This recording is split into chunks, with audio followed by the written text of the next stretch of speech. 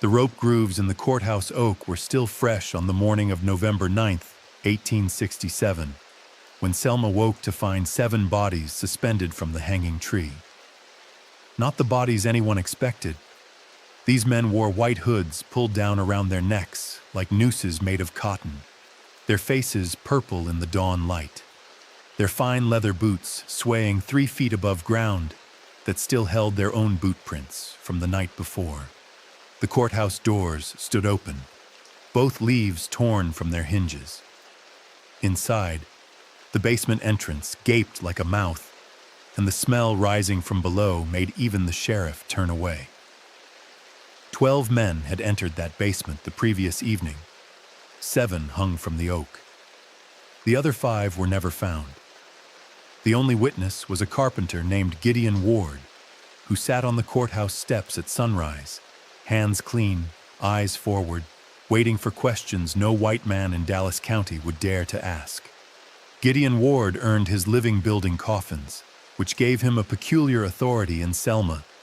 People noticed quality when it came to burying their dead. The joints on his caskets never separated, even in Alabama clay.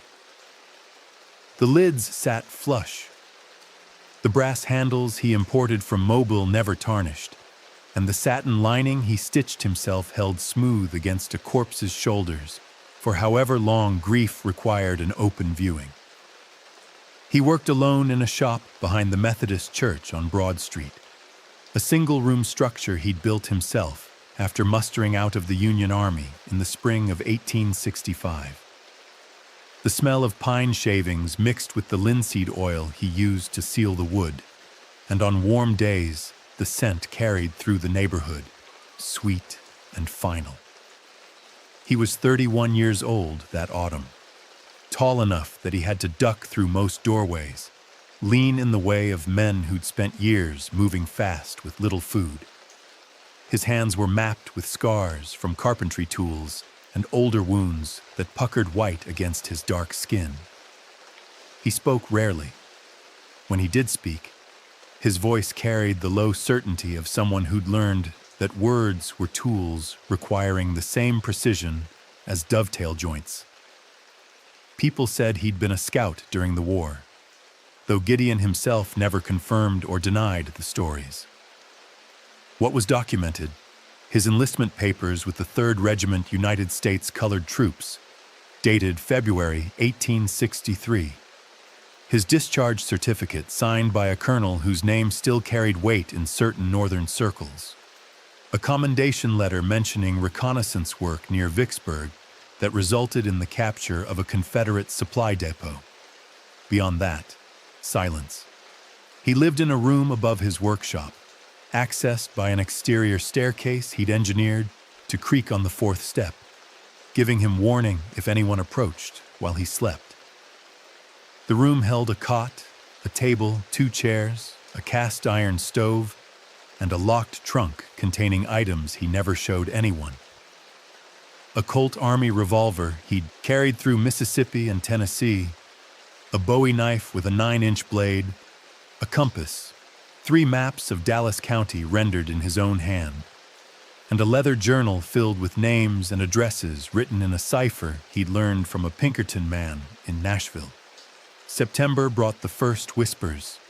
A field hand named Moses, who occasionally bought Gideon's scrap lumber for his cabin repairs, mentioned that white men were meeting in unusual places. Not the usual gatherings at the Masonic Hall or the Agricultural Society's rooms above the bank. These were night meetings, lanterns shuttered, horses tied where the road bent away from town. Moses had seen 7 horses outside the old Pritchard barn on 3 separate Thursdays. Another man, a blacksmith's apprentice, reported similar gatherings near the covered bridge on the Cahaba Road. The pattern was clear to anyone who'd learned to read Confederate troop movements. These were rotating locations, deliberately scattered, designed to avoid establishing a predictable target. Gideon listened without comment, planing a board for a child's coffin while Moses talked. When the field hand finished, Gideon asked one question. "Who's organizing it?" Moses didn't know, but he'd heard a name mentioned twice. Edmund Yancey, a cotton factor who'd served as a Confederate major and now controlled the weighing and sale of most crops in Dallas County.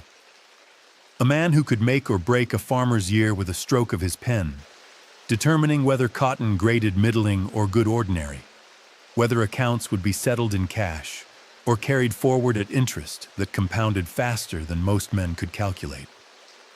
The upcoming election was scheduled for November 12th. New constitutional amendments promised voting rights for black men. Alabama's white establishment, still reeling from military defeat and federal occupation, faced the prospect of former slaves determining who would sit in the state house, who would collect taxes, who would enforce laws. The Klan had emerged to prevent exactly that. Not through debate or political organization, but through systematic terror designed to make voting more dangerous than remaining silent. The first coffin request came on October 2nd. A widow named Sarah Hawkins, whose husband had been found in a ditch on the Cahaba Road with his neck broken. The official story: he'd been drinking and fell from his horse. The reality: whispered in the quarters but never spoken to white authorities.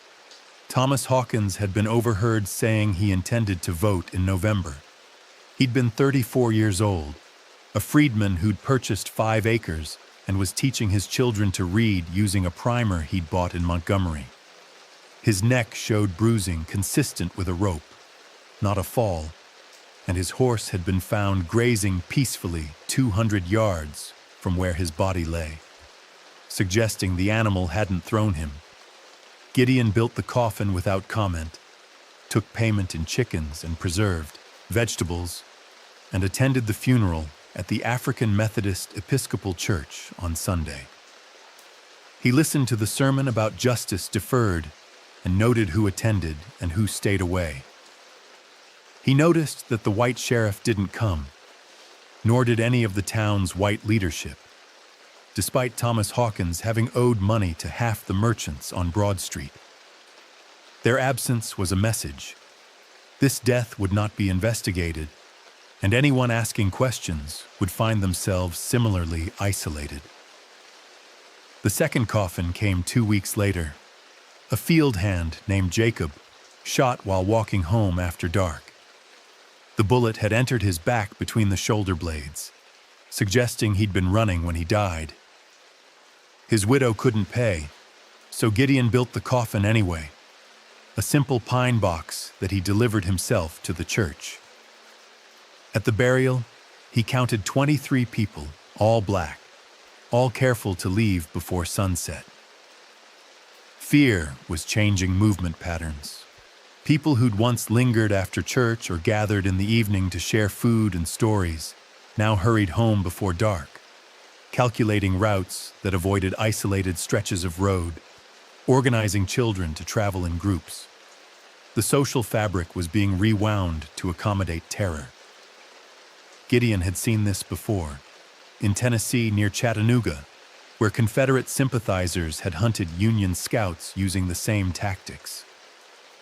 Make the night dangerous enough, and you controlled daylight behavior. Make examples of the visible, and you drove the rest underground. He'd survived those months by learning to move differently, to think like the men hunting him, to recognize patterns in their patrol schedules, and anticipate their next moves. The same skills applied now. He began mapping the meetings more systematically. On his evening walks, ostensibly checking lumber deliveries at the rail depot or visiting the cemetery to take measurements for a plot marker, he noted which roads showed fresh hoof prints, which buildings had been entered recently based on disturbed dust or displaced cobwebs, which merchants closed early on meeting nights. He cross-referenced this information with the names Moses and others mentioned, building a network diagram that showed not just who attended these gatherings, but who provided horses, who owned the properties, who stood watch while others met inside. The pattern centered on Edmund Yancey. The cotton factor's ledger controlled the economic life of every farmer in Dallas County, and his political connections extended to Montgomery and beyond. Gideon learned that Yancey had served on the board of the Selma Agricultural Society before the war, a gentleman's organization that had lobbied for secession, that he'd been wounded at Shiloh and returned home a major, that he'd reorganized the county's cotton markets after Appomattox, positioning himself as the essential middleman between farmers desperate to sell and buyers in Mobile and New Orleans who could dictate terms. He was 47 years old, owned a substantial house on Water Street, and had 3 sons who'd survived the war and now worked in his firm. The third coffin came on October 26th. A woman named Rachel, beaten to death outside her cabin while her children hid in the root cellar. The pretext: she'd spoken disrespectfully to a white woman in town. The reality: her husband planned to vote. And this was a message about what happened to families who participated in politics. Gideon built a larger coffin this time, working through the night. And when he delivered it at dawn, he found Rachel's husband, Daniel, sitting on the cabin steps with a shotgun across his knees. The man's eyes were hollow with grief and rage, and Gideon recognized the look. He'd worn it himself once. "They want us to fight back," Gideon said quietly, sitting beside Daniel without asking permission. "They want an excuse to bring in militia, declare martial law, suspend the election. They want you to give them justification for what they're already planning." Daniel said nothing for a long time. Then, "So we do nothing? We just let them kill us?" "I didn't say that." The 2 men sat in silence while the sun rose. Eventually Daniel spoke again, his voice breaking. "I can't vote knowing it'll get my children killed. But I can't not vote knowing that's what they want. What am I supposed to do?" Gideon had no answer that would ease the impossible mathematics of survival and dignity. So he asked a different question. If someone stopped them from making that choice necessary, would you stand with him? Daniel turned, studying Gideon's face. "What are you asking?" "Just gathering information." But both men understood what had been offered and accepted. Selma in October 1867 was a town built on deliberate blindness. 23,000 people lived in Dallas County, nearly 3/4 of them black, most of them formerly enslaved. The white minority controlled every institution: the courthouse, the banks, the cotton warehouses, the newspapers, the sheriff's office, the militia armory. Federal troops occupied the city. A small garrison of the 43rd Infantry quartered at the old Confederate barracks, but their commander had orders to maintain order, not to enforce social revolution. The distinction was meaningful. When complaints arrived about night riders and mysterious deaths, the federal captain filed reports and did nothing, constrained by the same political calculations that kept his superiors in Washington cautious about alienating the white South. The Selma newspaper, the Dallas Herald, reported each death with careful, passive construction. Thomas Hawkins was found deceased. Jacob Williams died from a gunshot wound of unknown origin. Rachel Turner succumbed to injuries sustained in a regrettable incident. The journalism was technically accurate and fundamentally dishonest, reporting facts while obscuring causation. No editorials demanded investigation. No one asked who benefited from these deaths or why they clustered in the weeks before the election. The silence was editorial policy, enforced by a publisher who understood that truth-telling would cost him printing contracts and advertising revenue. The churches divided along predictable lines. White congregations preached resignation and obedience, citing scripture about earthly masters and heavenly rewards. Black congregations preached endurance and dignity, carefully avoiding explicit calls for political action while everyone understood the subtext. The Methodist minister, a white man from Charleston who'd been appointed to his position before the war, delivered a sermon on October 21st about the dangers of rushing social change. The African Methodist Episcopal minister, a formerly enslaved man who'd learned to read in secret and now led a congregation of 300, preached that same day about Moses leading his people to freedom. Both men knew they were speaking in code. Only one would face consequences for it. Gideon attended both services that Sunday, sitting in the segregated balcony of the white church for the early service, then walking 3 blocks to the black church for the late morning gathering. He noted who attended each, who spoke to whom afterward, which white faces appeared at the black church to observe and report back. The surveillance was constant and mutual. White Selma watched Black Selma for signs of organization or resistance. Black Selma watched White Selma for patterns that might predict the next attack. The courthouse stood at the center of town, a 3-story brick structure built in the 1850s with columns across the front and a cupola on top. The basement had been used for storage during the war, holding Confederate records and supplies. Now it sat largely empty, a warren of rooms with brick walls and poor ventilation, accessible through a side entrance on Water Street that faced away from the main square. Gideon had been inside once, delivering a bench he'd built for the circuit judge's chambers. He'd noted the layout, the narrow stairs, the low ceilings, the small windows set high in the walls, the heavy oak doors that could be barred from inside. A good place to meet if you wanted privacy and security. A terrible place to be if someone sealed the exits. On October 30th, Moses brought news that the next meeting would be the last before the election. Final plans, final instructions, final distribution of assignments. Gideon asked where. Moses didn't know, but he'd heard Edmund Yancey mention the old courthouse. Something about it being fitting that they'd use the seat of the county's legitimate power to plan the preservation of that power. The poetry of it appealed to men who saw themselves as defenders of civilization rather than terrorists enforcing racial hierarchy. Gideon spent the next week preparing. He visited the courthouse 3 times during business hours, ostensibly to discuss a furniture commission with the clerk of courts, but actually mapping the basement's layout in his mind. He studied the ventilation system, such as it was.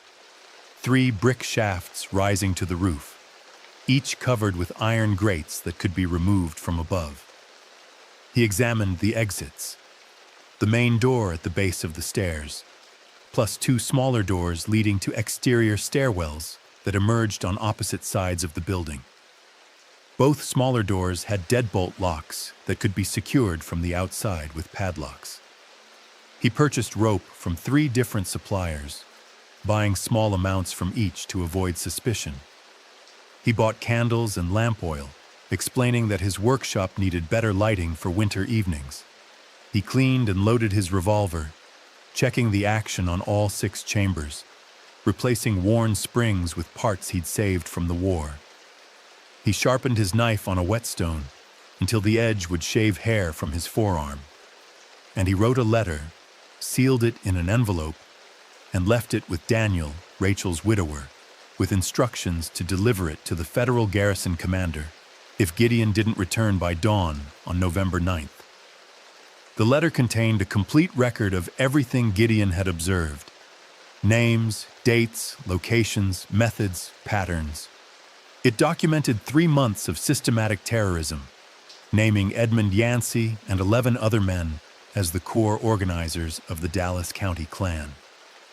It provided enough detail that even a reluctant federal officer would have to investigate. Gideon didn't expect justice from that letter. The war had taught him not to trust institutions to do what individuals could accomplish themselves. But he believed in creating insurance, in making his death expensive enough that it might deter the next campaign of terror. He didn't intend to die, though. He'd survived worse odds in Tennessee, and those men had been professional soldiers. These were planters and merchants playing at guerrilla warfare, men accustomed to power but not to personal risk. They'd learned to terrorize people who couldn't fight back, but they'd never faced someone who understood their methods, because he'd used those same methods himself. The war had taught Gideon how to scout enemy positions, how to move through hostile territory, how to infiltrate camps and gather intelligence. It had also taught him how to kill efficiently when necessary, and how to make those deaths serve strategic purposes rather than emotional ones. November 8th arrived cold and clear. Gideon opened his shop at dawn as usual, worked on a sideboard commission until noon, then locked up and walked to the rail depot. He carried a canvas bag containing rope, candles, his revolver, his knife, a set of carpenter's tools, and a change of clothes. To anyone watching, he looked like a tradesman heading out of town for a delivery job, a common enough sight that it attracted no attention. He boarded a freight car heading east, rode 3 miles, then jumped off when the train slowed for Chakchu grade. He doubled back cross-country, approaching Selma from the south, moving through pine forests and skirting cotton fields until he reached the edge of town as dusk settled over the river. The courthouse basement would be his killing floor. But first, it had to become a trap. The courthouse stood empty at 7 o'clock on the evening of November 8th, its windows dark, its doors locked for the night. Selma's legitimate business had concluded hours earlier. Court cases adjourned, deeds recorded, taxes collected. The machinery of governance shuttered until morning. But the building's unofficial business was just beginning. Gideon watched from the shadows behind the slave market, an abandoned platform where human beings had been sold until 3 years earlier, as the first horsemen arrived. They came in pairs and trios, riding from different directions, dismounting at the hitching posts on Water Street. Each man wore ordinary clothes, work coats, sturdy boots, hats pulled low. No hoods yet. Those would come later, inside, where the ritual transformation from merchant and planter into anonymous enforcer could proceed with theatrical gravity. Gideon counted them as they arrived: Edmund Yancey and his 2 oldest sons, the bank president, a sharp-faced man named Calloway, 3 cotton brokers who worked the warehouses on the river, 2 lawyers who'd served in the Confederate Army, a Baptist minister whose church stood on Dallas Avenue, a physician who'd sutured wounds on both sides during the war and now treated black patients only when paid in advance. And finally, a figure Gideon hadn't expected but recognized immediately: Captain Thornton, the federal garrison commander. 12 men total. 13 if you counted the lookout posted near the courthouse entrance, a young man barely 20 who smoked nervously while keeping watch on the empty square. Gideon waited until all 12 had descended into the basement before moving. The lookout was distracted, focused on the road where late riders might appear, not on the courthouse itself. Gideon approached from behind, using the building as cover, moving with the careful silence he'd learned hunting Confederate patrols. He carried a coil of rope over one shoulder, a canvas sack in his left hand, his knife in his belt. The revolver he'd left behind. Guns made noise, and noise attracted attention. Tonight required different tools. The first objective was the ventilation system. 3 brick shafts rose from the basement, each terminating in an iron grate bolted to the roof. Gideon had already removed those bolts during his reconnaissance visits, replacing them with dummy bolts that looked secure but pulled free with minimal pressure. Now he climbed to the roof using a drainage pipe on the building's north side, gaining purchase on brick windowsills, hauling himself over the cornice onto the flat expanse where rainwater pooled around the cupola. The night was moonless, clouds obscuring what little starlight might have illuminated his work. He worked on the ventilation shafts for 20 minutes, removing each iron grate and replacing it with canvas sacks stuffed with rags soaked in lamp oil. Not enough to kill, he needed them alive for what came next, but enough to make the air close and heavy, to create discomfort that would shorten tempers and dull reflexes. The smell would be barely noticeable at first, mixing with the candle smoke and the sweat of 12 men packed into a low-ceilinged space. By the time they recognized the danger, their options would have narrowed to nothing. The second objective was the exits. The main door, where they'd entered, opened outward into the stairwell. Gideon couldn't bolt it from outside without being seen, but he could make it difficult. He descended from the roof, circled to the Water Street entrance, and found the lookout still focused on the square. Moving along the building's foundation, Gideon reached the basement's main door and wedged iron spikes into the gap between door and frame at 3 points: top, middle, bottom. Not a seal, just resistance. If someone tried to push from inside, the door would seem stuck, requiring several men to force it. The confusion would buy him precious seconds. The 2 side exits were easier. Both had exterior padlocks, supposedly to prevent vagrants from sheltering in the basement.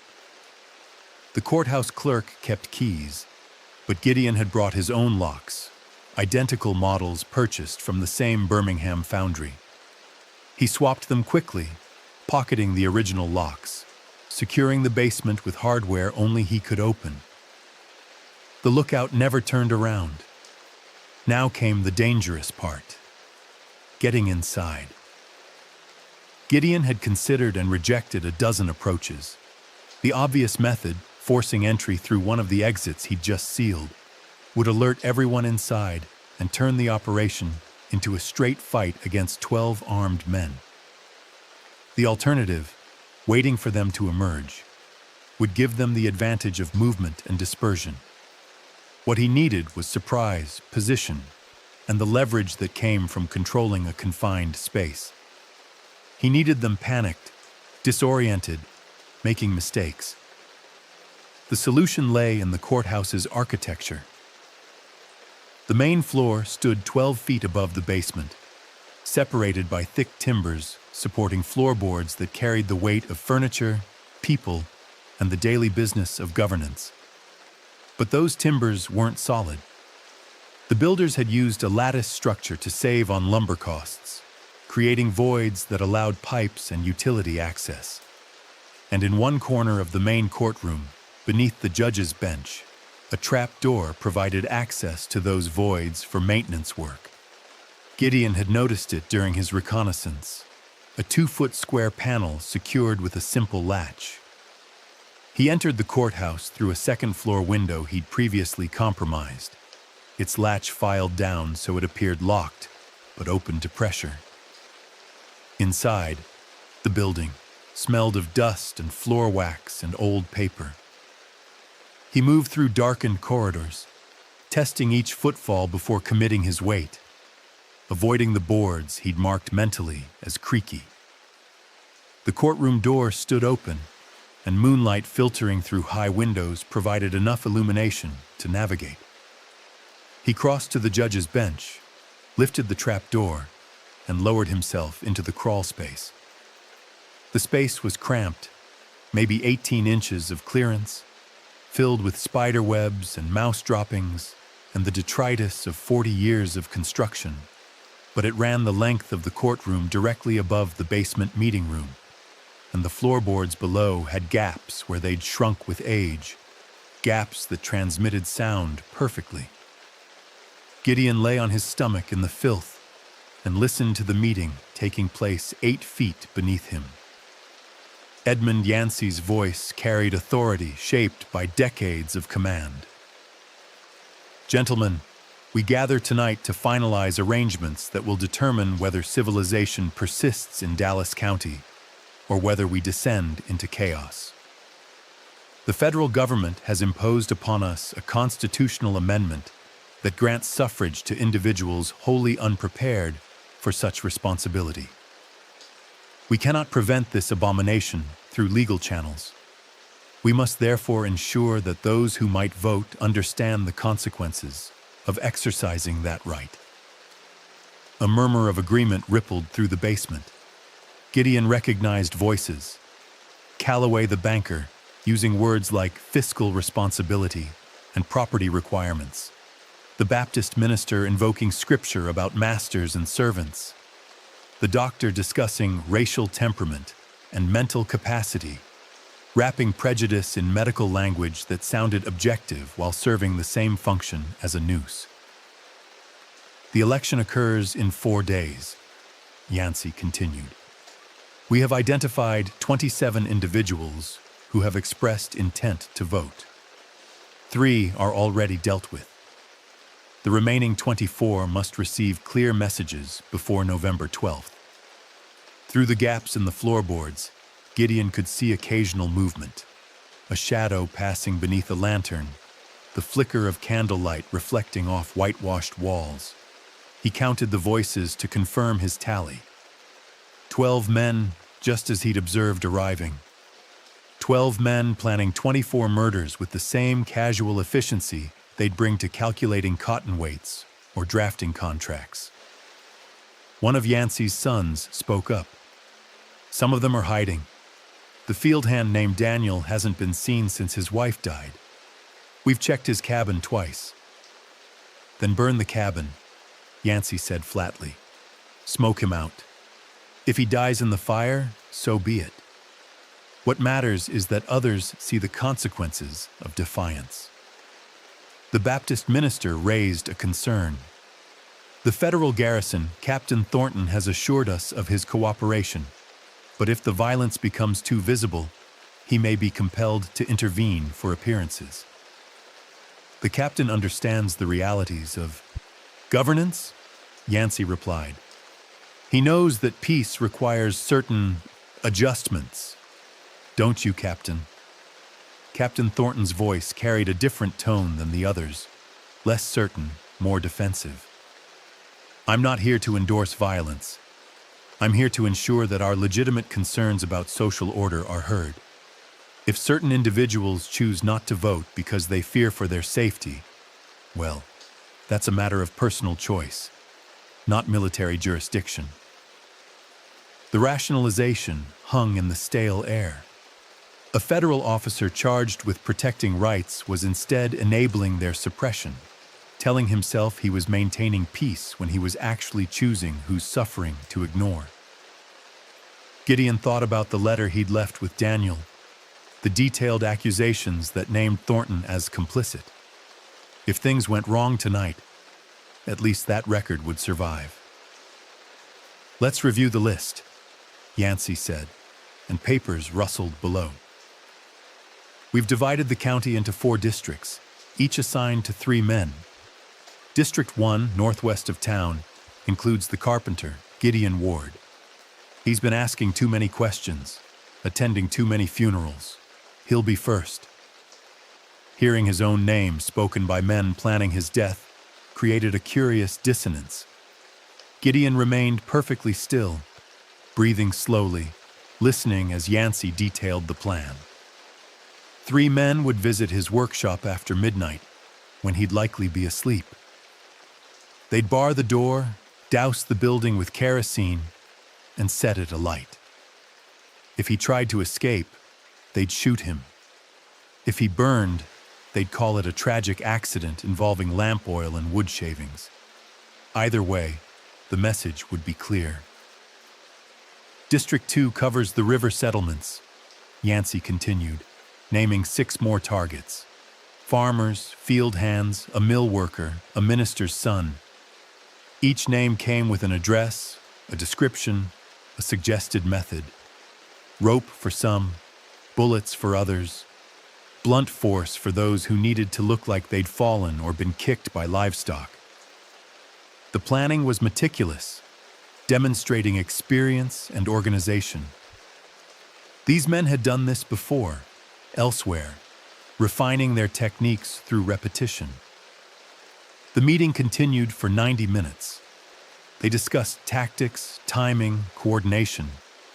They debated whether to act on November 9th or wait until the 11th, the night before the election. The consensus: start early, create momentum, let fear multiply itself. They assigned roles. Who would participate directly? Who would provide alibis? Who would ensure the sheriff filed reports that obscured rather than illuminated? They even discussed contingencies if federal troops intervened, though Thornton assured them that wouldn't happen. One final matter, Yancey said as the meeting wound down. We take an oath tonight. Each man here swears on his honor and his life to protect our brothers and maintain silence about our work. The penalty for breaking that oath is death, swift and certain. Are we agreed? A chorus of affirmations echoed through the basement. Then Yancey led them through a ritual Gideon couldn't fully see but could hear. Invocations of blood and soil and heritage, promises to defend civilization against the barbarian tide, oaths sworn on Bibles and swords and symbols of a lost confederacy that refused to die. It would have been ridiculous if it weren't so deadly. Grown men playing at secret societies while planning to burn families alive. When the ritual concluded, Yancey spoke one last time. We dispersed separately as we arrived. No one speaks of tonight. We reconvene on November 10th to begin operations. God preserve our cause and our people. Chairs scraped as men stood. Gideon heard footsteps moving toward the door, voices bidding farewell. He'd been lying motionless for nearly 2 hours, and now he had perhaps 3 minutes before they discovered the exits wouldn't open. He didn't waste them. The first indication something was wrong came when the main door refused to budge. From his position in the crawl space, Gideon heard the initial confusion. A grunt of effort, a muttered curse, then Yancey's voice demanding to know who'd sealed them in. Men crowded the stairwell, multiple shoulders pushing against the door, discovering the iron spikes that turned their exit into a barricade. Panic hadn't set in yet. That would take another minute. But uncertainty rippled through voices that moments earlier had been confident and commanding. The side doors, someone said, and footsteps scattered across the basement. Gideon tracked the movement by sound. 3 or 4 men heading east, others going west, all converging on exits they expected to provide escape. The iron rattle of locked doors, followed by harder impacts as shoulders hit wood, then voices overlapping in accusation and confusion. Who locked these? Why won't they open? This is deliberate. Yancey's command voice cut through the chaos. Everyone stop. Think. This building was empty when we arrived. Someone sealed us in since we entered. That means they're still here, probably above us. Silence descended, the kind that precedes violence, as 12 men tried to process the tactical situation. They were armed, Gideon had assumed that, but their weapons were holstered or pocketed, intended for intimidation or murder under controlled circumstances, not for combat in a confined space. Their lanterns provided light, but that same light illuminated them while leaving the edges of the basement in shadow. They were trapped, and they knew it, and the knowing made them dangerous. Spread out, Yancey ordered. Away from the doors. Cover all approaches. Whoever's doing this has to reveal themselves eventually. That was Gideon's cue. He'd already moved from his listening position, to directly above the main meeting room, positioning himself over a section of floor where a previous leak had weakened the boards. Now he drew his knife, inserted it between two planks, and pried with controlled force. The wood resisted, then cracked with a sound like a branch breaking. He widened the gap with his hands, peeling back a section of flooring large enough to drop through. Below, 12 faces turned upward as dust and debris rained down. In the quarter second before anyone reacted, Gideon glimpsed the whole tableau. Men frozen in place, mouths opening to shout, hands reaching for weapons they hadn't yet drawn. He dropped through the gap, landing in a crouch between the main table and the east wall, the Bowie knife already moving. The nearest man was one of Yancey's sons, young and quick, but surprised.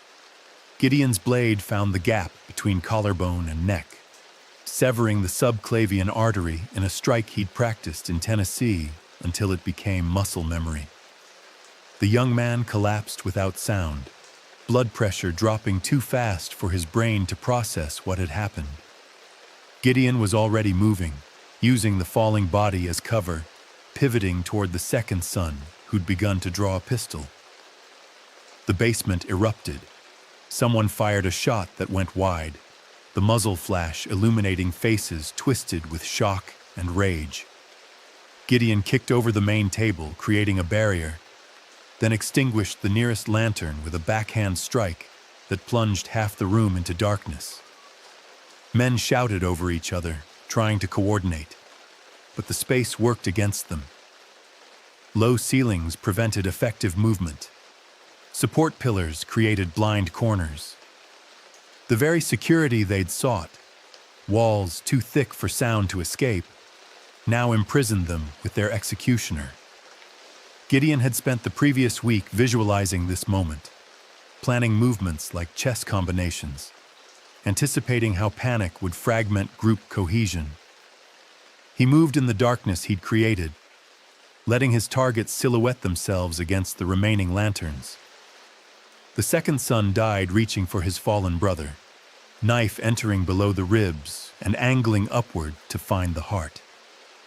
A cotton broker fired blindly, hitting the Baptist minister instead, the bullet passing through the minister's shoulder and lodging in the brick wall.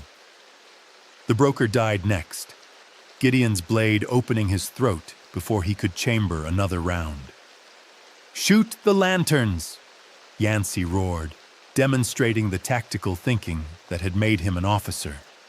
"Deny him the darkness!" But destroying their own light meant shooting in a room where 12 men stood crowded together, where every bullet risked hitting an ally. The banker, Calloway, fired at a shadow that turned out to be a support pillar. The lawyer nearest him, nerves shattered, shot Calloway in the back, then screamed that he'd been tricked into murder. Gideon let them kill each other for 15 seconds, using the chaos to circle behind the group, positioning himself near the stairs. A lantern crashed, spilling burning oil across the floor.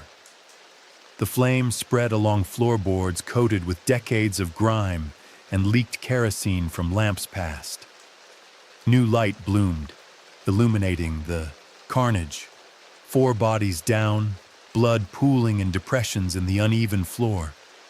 The remaining men backing toward the sealed exits with weapons raised. 8 survivors.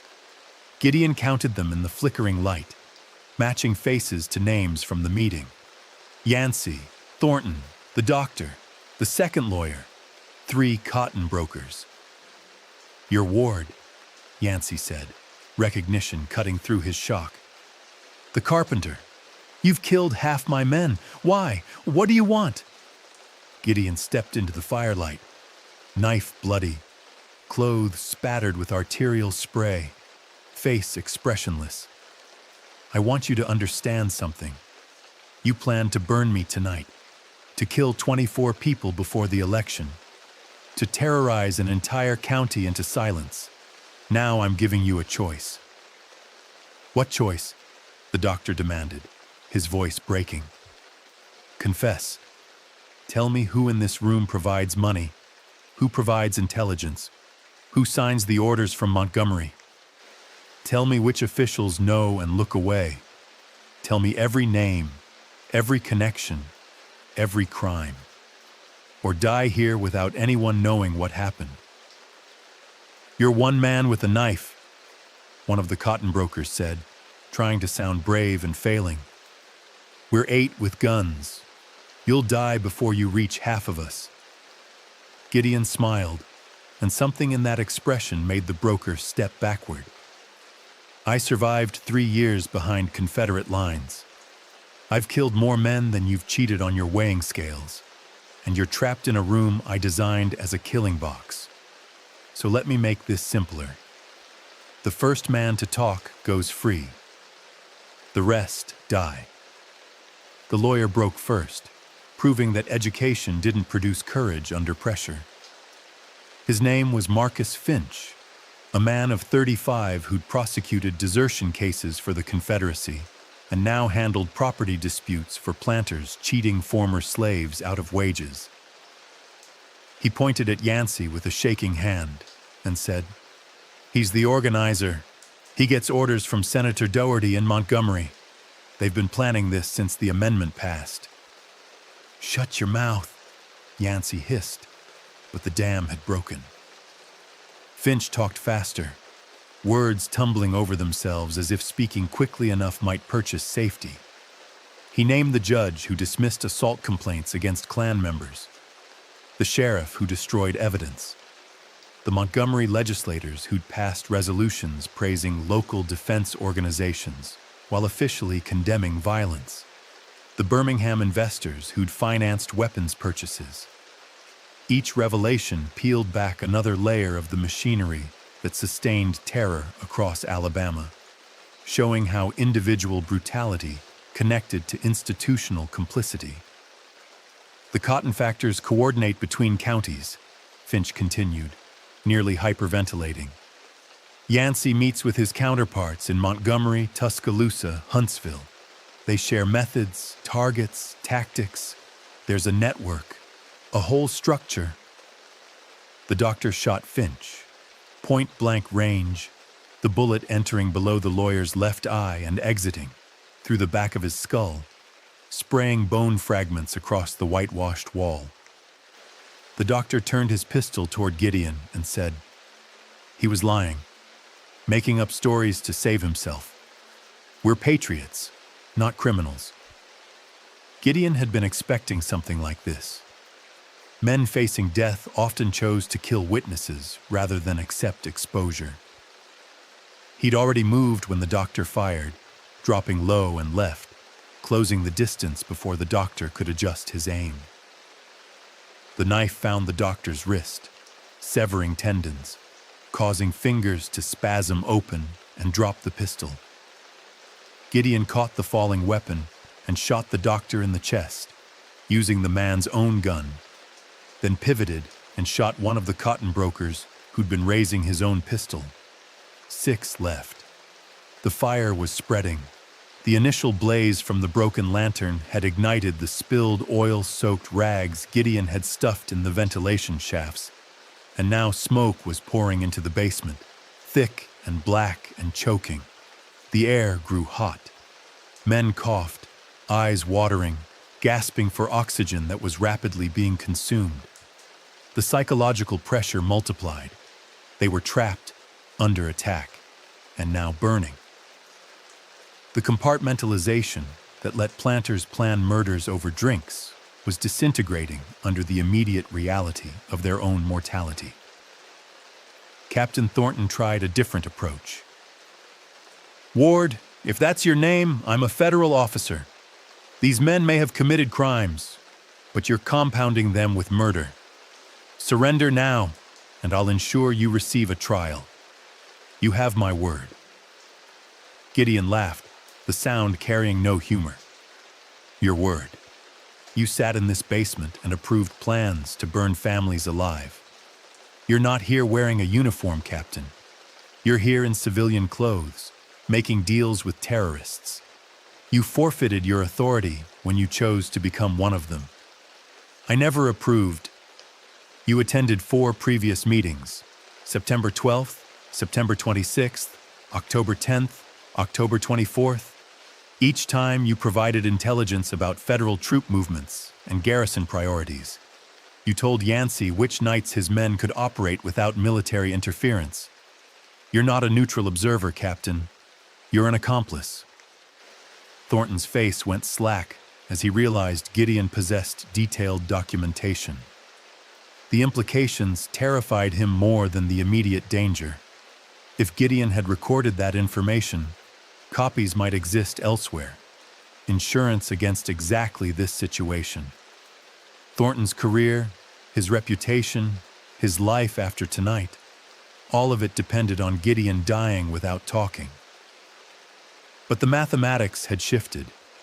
Killing Gideon might eliminate one witness, but it wouldn't eliminate the records. "What do you want?" Thornton asked, the question carrying different weight now. "I want you to write everything down, every meeting, every agreement, every order you facilitated, names, dates, details. I want you to create a document so complete that even politicians in Washington can't ignore it." "And then what? You let us go?" "No. Then I decide whether you hang here or hang later." Yancey interrupted, his voice still carrying command despite everything. "Ward's bluffing. He can't let any of us live. We'd testify against him, and he'd hang for murder. He's trying to extract information before killing us anyway. Don't give him anything." It was a good tactical point, demonstrating why Yancey had risen to leadership. He was right that Gideon's promises were strategically worthless. Releasing witnesses guaranteed his own execution. But Yancey had made a mistake in articulating that logic, because it clarified the survivors' own mathematics. Confessing gained them nothing if they were dead either way. Silence became rational again. Gideon needed to fracture that calculus.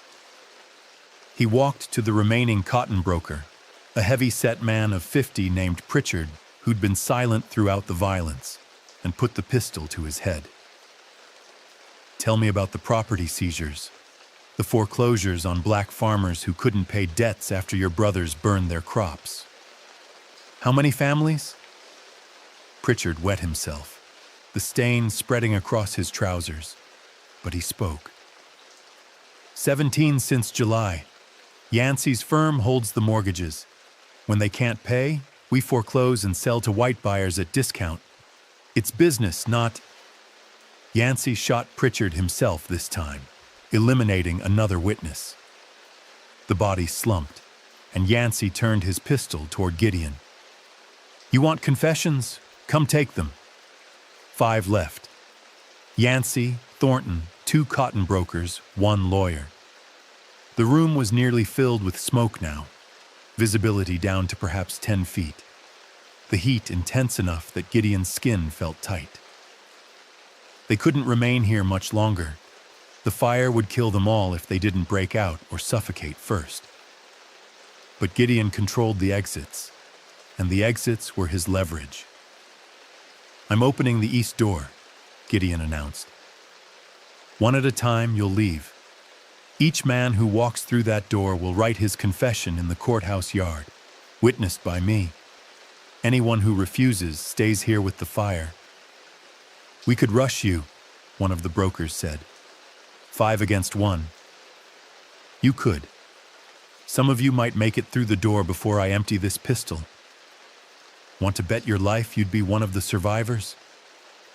The calculations played across their faces, fear and self-preservation warring with loyalty and shame. What would you do, trapped in a burning basement, your co-conspirators already dead, your choices reduced to confession or immolation? These men had terrorized others into submission using exactly this arithmetic. Calculate the cost of resistance versus the cost of compliance, then choose the less painful path. Now they faced their own calculus. inverted. Thornton broke. "I'll write it. Everything. Just get me out of here." "Captain, you coward!" Yancey started, but Thornton was already moving toward the east exit, hands raised, weapon holstered. Gideon covered him while working the lock with his free hand, never taking his eyes off the remaining four.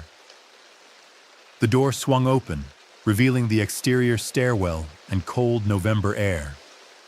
Thornton stumbled up the stairs, gulping oxygen, coughing out smoke. The two brokers followed, choosing survival over solidarity. That left Yancey alone with Gideon in the burning basement. Two men who understood each other perfectly. One had built his life on enforcing racial hierarchy through violence. The other had decided to dismantle that machinery using the same tools. Both knew this ended only one way. "You're making a mistake," Yancey said quietly. "Kill me, and you prove we were right about your kind. You become the savage we claimed you were. Let me live, and I'll spend every day hunting you." Gideon considered this. Then he shot Yancey in the stomach, the wound designed to cause maximum pain without immediate death. Yancey collapsed, gasping, hands pressed to the entry wound as blood pulsed between his fingers. Gideon stood over him, the pistol aimed at Yancey's head. "Your mistake was thinking I care what you believe about me. I'm not trying to prove I'm civilized. I'm proving I'm dangerous, and the difference matters." He pulled the trigger, ending Edmund Yancey's war. Gideon emerged from the basement into cold air that tasted like salvation. Behind him, smoke poured from the building, the fire consuming evidence and memory both, destroying the meeting place where terror had been planned.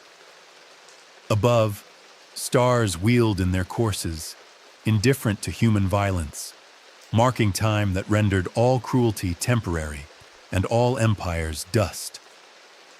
The courthouse bell tower stood dark against the sky, its bell silent, waiting for someone to ring alarm or mourning or triumph. The same bronze casting different meanings depending on who pulled the rope. 3 men waited in the yard. Thornton, shivering despite his coat, and the 2 cotton brokers, whose names Gideon had learned during the confessions, but wouldn't remember by morning. They'd become functions rather than individuals, variables in an equation about complicity and consequence. The lookout was gone, having fled when smoke started pouring from the building. Smart. The kind of wisdom that kept young men alive when they were too junior to matter and too visible to hide. "Sit," Gideon commanded, gesturing to the courthouse steps with his pistol. The 3 men sat, and Gideon produced paper and pencil from his canvas bag, supplies he'd carried with the same certainty a carpenter carries his square and level, tools essential to the work. "Write everything. Don't summarize. Don't obscure. Treat this like testimony you'd give under oath, because that's exactly what it is." "And then what?" Thornton asked. "Then you live long enough to see whether federal justice exists." They wrote for 2 hours while Gideon stood watch and the courthouse burned behind them. Thornton's confession filled 7 pages, detailing 18 months of collaboration, 4 previous meetings, specific intelligence he'd provided about troop deployments and garrison priorities. He named the commander in Montgomery, who tacitly approved his discretion in local matters, effectively licensing him to ignore crimes he was sworn to prevent. The cotton brokers wrote 3 pages each, focusing on economic mechanisms, the mortgage schemes, the fraudulent weighings, the coordinated foreclosures that transferred black-owned land to white control under the legal fiction of debt collection. Gideon read each confession twice, noting names, dates, methods. The documents corroborated and extended what he'd learned through 3 months of observation, filling gaps, confirming suspicions, providing the kind of systematic documentation that could survive a courtroom scrutiny. Not that he trusted courtrooms. The war had taught him that institutions designed to protect one group's power rarely dispensed justice to another. But he believed in creating evidence, in making the cost of silence higher than the cost of speaking. The sun rose at 6:47, lighting the eastern sky with colors that turned the courthouse smoke golden. Selma woke to the sight. Flames consuming the building where their government had sat, where deeds had been recorded and justice theoretically administered, now becoming a pyre for men who'd perverted those functions. The fire bell rang finally, pulled by early risers who spotted the blaze, and soon a crowd gathered. Merchants and laborers, black and white, all staring at the destruction while asking questions no one could yet answer. Gideon waited until perhaps 50 people had assembled before making his final move. He forced the 3 survivors to stand, positioned them facing the crowd, and announced in a voice that carried across the yard, "These men are confessed members of the Ku Klux Klan. Last night they met with 9 others to plan the murder of 24 black citizens before the election. The 9 are dead inside the courthouse. These 3 have written confessions detailing 18 months of terrorism, naming officials in Selma and Montgomery who enabled their crimes. I'm turning them over to federal custody along with these documents, with the understanding that if justice is not done, I will finish what I started." The crowd's reaction split predictably. Black faces showed shock mixed with something harder to name, not quite joy, but perhaps satisfaction that consequences had finally arrived. White faces showed horror and calculation, some because they'd supported the Klan, others because they understood the precedent being set. The powerless had claimed power, and the machinery of control had failed to prevent it. A few looked relieved, merchants who'd quietly opposed the violence but had been too afraid or too complicit to speak against it. Thornton tried to protest. "This is kidnapping, false imprisonment. These confessions were coerced." "Were the confessions you heard last night coerced?" Gideon asked. "When those men planned to burn me alive, was I coercing them by existing? You can argue legal procedure later, Captain. Right now, you're going to walk to the garrison, and you're going to explain to your superiors why a federal officer attended Klan meetings while his soldiers thought he was conducting town patrols." Federal troops arrived within the hour, responding to reports of the fire and the growing crowd. The lieutenant leading them, a young New Yorker named Morrison, who'd fought at Gettysburg and believed in the cause, if not always the execution, read Thornton's confession with an expression that cycled through disbelief, anger, and disgust. He placed Thornton under arrest, took custody of the 2 brokers, and promised Gideon that the confessions would reach Washington. Whether that promise meant anything would be tested in coming weeks. "The others inside?"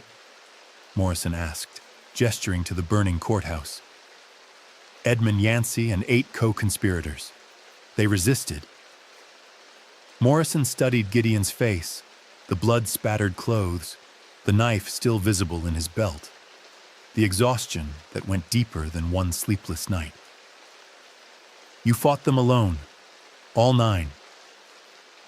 They weren't soldiers, Lieutenant. They were planters playing at guerrilla warfare. There's a difference." "And you're a carpenter." "I'm a lot of things. Carpenter is just what I do during daylight." The federal troops secured the scene, kept the crowd back while the fire consumed what remained of the courthouse's interior. The basement collapsed around noon, taking the bodies with it into rubble that would take weeks to excavate. That bought time for certain truths to settle in Selma's memory before the physical evidence could be examined. By the time investigators sifted ash and bone, the story would already be fixed. A clan meeting went wrong, ended in violence. The courthouse burned. Whether the details included Gideon's role would depend on who controlled the narrative. Daniel appeared around 2 in the afternoon, having heard the news in the quarters and come to verify with his own eyes. He found Gideon sitting on the slave auction platform, the same boards where human beings had been sold, now serving as a seat for a man who'd claimed his own liberation through violence. "Did you kill them all?" Daniel asked. "Most. 3 are in federal custody." "And now?" "Now we see whether institutions do what they're supposed to, or whether I have to finish it myself." Daniel sat beside him, and the 2 men watched smoke rise from the courthouse ruins, adding ash to air already thick with burning. "My children are still hiding," Daniel said quietly. "Rachel's still dead. Killing Yancey doesn't bring her back, doesn't make my kids safe." What did this actually accomplish? It was the right question, the one Gideon had been asking himself since dawn. It proved they're not invincible. It proved that organization can be disrupted, that power concentrated in 12 men can be eliminated in one night. Will it stop the clan? No. There are other chapters, other counties, other planters who will step into Yancey's place. But it might make them more afraid, and fear changes calculations. "Your letter," Daniel said, producing the sealed envelope Gideon had left with him. "You want this back? Keep it. If the confessions disappear, if Thornton gets quietly reassigned, if nothing changes, you'll know what to do with it." They sat in silence while the day passed from afternoon to evening, watching Selma absorb the news, watching the white power structure try to understand what had happened and what it meant. Some would learn the right lessons, that terror invited counter-terror, that oppression wasn't cost-free, that the social order they'd built on violence was vulnerable to the same methods they'd used to construct it. Others would learn only that they needed better security, tighter organization, more ruthless enforcement. The cycle would continue because cycles always did, until something larger than individual resistance broke the pattern. But for one night, in one courthouse basement, the mathematics had inverted. The hunters became hunted, the planners became casualties, and a black carpenter with a knife and a revolver demonstrated what one determined person could accomplish against organized evil when they refused to accept the choice between submission and death. The election was still 3 days away. The ruins smoldered through the weekend. Federal troops established a perimeter around the collapsed courthouse, preventing souvenir hunters and the curious from disturbing what Lieutenant Morrison called a crime scene, though whose crime remained deliberately ambiguous. Thornton sat in a cell at the garrison, writing additional statements, elaborating on his original confession, perhaps hoping cooperation would mitigate his role. The 2 cotton brokers had been transferred to Montgomery under armed guard, their fate to be determined by officers who preferred having problems solved far from their immediate jurisdiction. Gideon returned to his workshop on Saturday morning, November 9th, and found it intact. Yancey's plan to burn him in his sleep would never be executed, the operational details having died with the planners. But other threats remained. The clan wasn't 12 men in a basement. It was a network spanning counties and states, and cutting one node didn't kill the system. Gideon understood this. He'd cut the head from the Dallas County operation, but the body would thrash, and in thrashing might cause more damage than when it had been coordinated and controlled. He spent Saturday repairing the lock on his door, reinforcing the window frames, positioning furniture to create obstacles for anyone who entered at night. The precautions felt inadequate but necessary, the actions of someone who'd learned that survival required constant vigilance, that relaxing meant dying. He cleaned his revolver, reloaded it, and kept it within reach while he worked on finishing the sideboard commission that had been interrupted by the previous night's violence. The normalcy of planing wood and fitting joints felt surreal after what he'd done, but he needed the routine, needed to demonstrate that he remained functional, that killing 9 men hadn't broken something essential inside him. Moses visited midday, bringing news from the quarters. People are scared and excited at the same time, he reported. Scared because they think there'll be retaliation. Excited because it happened at all. Because someone finally hit back and lived to tell about it. They're asking if it's safe to vote on Tuesday. I don't know, Gideon admitted. Yancey's gone, but his people aren't. The organization will try to restore control, prove they're still dangerous. It might get worse before it gets better. So what do we do? You vote. All of you. That's what they were trying to prevent, which means it's exactly what needs to happen. I'll be watching the polling places on Tuesday. If anyone tries what Yancey planned, they'll face the same result. Moses studied him with an expression Gideon couldn't quite read, something between respect and concern. You look tired, Moses said. When's the last time you slept? Before the war. I'll sleep when this is over. But sleep came anyway that Saturday night, dragging Gideon down into blackness deeper than the courthouse basement, punctuated by dreams he wouldn't remember, but would wake from sweating and reaching for weapons that were already in his hand. The cost of violence was always extracted later, in moments of vulnerability when the mind stopped suppressing what the body had done. He'd learned this in Tennessee after his first kill, when he'd vomited behind a tree and shaken for an hour before his hands steadied. The killing didn't get easier with repetition. It just became more familiar. The horror wearing grooves in his consciousness that other experiences could flow through without creating new trauma. Sunday brought church, and with it the delicate question of how to pray after committing premeditated murder. Gideon attended the African Methodist Episcopal service at 10 in the morning, sitting in his usual pew near the back, listening to the minister preach about Joshua and the Battle of Jericho, about walls falling when righteousness prevailed. The parallels were obvious enough that several congregants glanced at Gideon during the sermon, connecting biblical metaphor to recent events.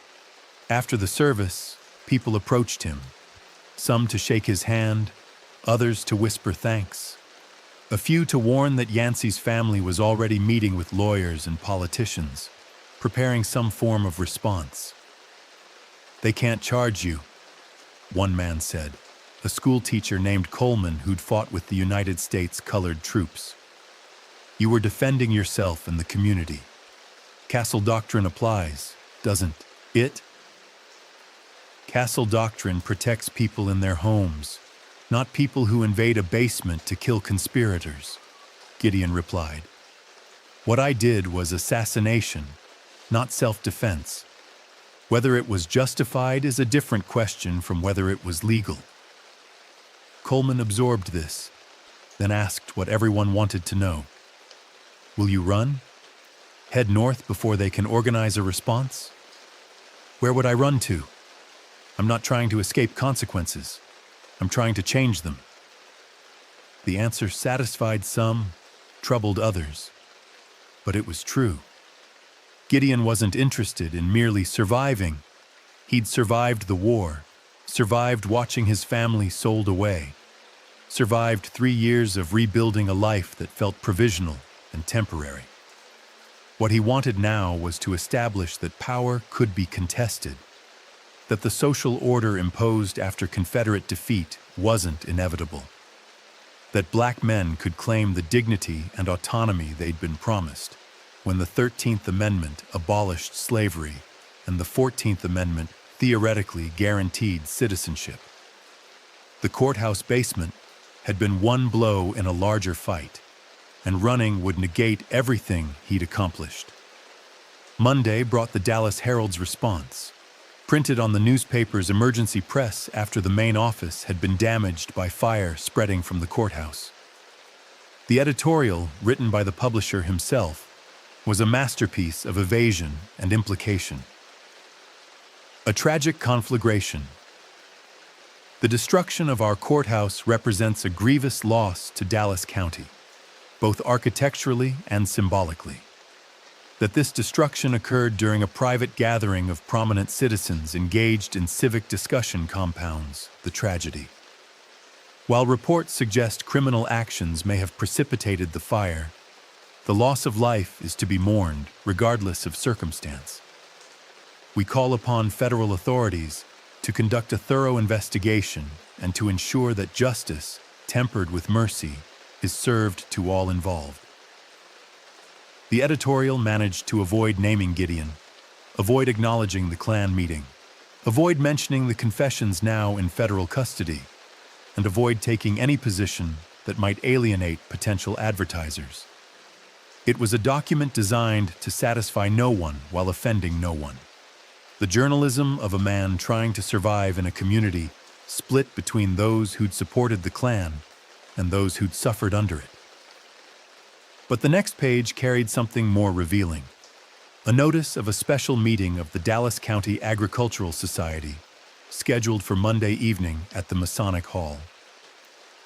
The society was the kind of organization planters joined for networking and influence, and its membership overlapped substantially with the Klan. Gideon read the notice twice, recognizing it as code. The organization was regrouping, selecting new leadership, deciding how to respond. Whether that response would be conciliatory or retaliatory remained to be seen. He attended that meeting, not inside, but watching from across the street, noting who entered and how long they stayed. 23 men, all white, all landowners or merchants. They met for 90 minutes, departed separately, faces grim and determined. Gideon recognized 7 of them as associates of Yancey's firm, men who'd benefited from the mortgage schemes and foreclosures. Within hours, word spread through the black community. White Selma was organizing polling place monitors for Tuesday's election, ostensibly to prevent fraud, actually to intimidate voters through presence and observation. "They're not bringing guns," Moses reported that evening. "At least not openly. They're calling it civic responsibility, making sure the election is conducted properly." "Intimidation doesn't require weapons," Gideon said. "Just presence. Just the reminder that they're watching, that they remember who votes, that there will be time after the election to settle accounts." "So we don't vote? We let them win through fear?" "No. We vote. And I'll be there too, watching the watchers." Monday night, Gideon didn't sleep. He sat at his work table, cleaning his revolver again, checking the knife's edge, and thinking about the election that would determine whether the previous 3 days had meant anything. 12 hours remained until the polls opened. 12 hours for the white power structure to decide whether to accept the new reality or to push back against it. 12 hours for Gideon to prepare for whatever came next. The mathematics of power were simple.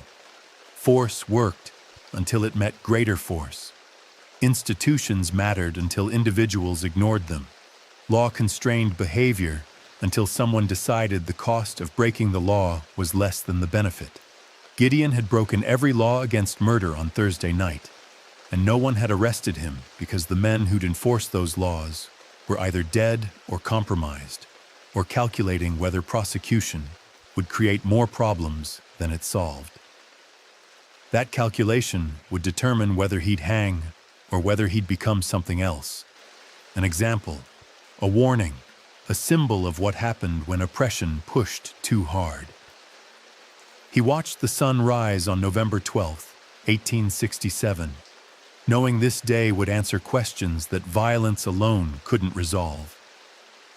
The polling place for Selma's Western District, occupied a rented storefront on Broad Street. A narrow room with a single table, 2 chairs, and a ballot box guarded by a federal soldier, whose youth and uncertainty made him almost decorative. Voting was scheduled from 7 in the morning until 7 in the evening. 12 hours for eligible men to exercise the franchise that had been paid for in blood and constitutional amendment. The reality was more complicated than the theory, which was why Gideon arrived at 6:30 to observe. The white monitors had claimed positions by 6:45. 15 men, arranged in a loose semicircle around the storefront entrance, standing on public sidewalk where their presence was technically legal. They carried no visible weapons, wore no hoods, engaged in no explicit threats. They simply stood, arms crossed, watching. When black men approached to vote, the monitors watched them. When black men entered the polling place, the monitors noted their faces.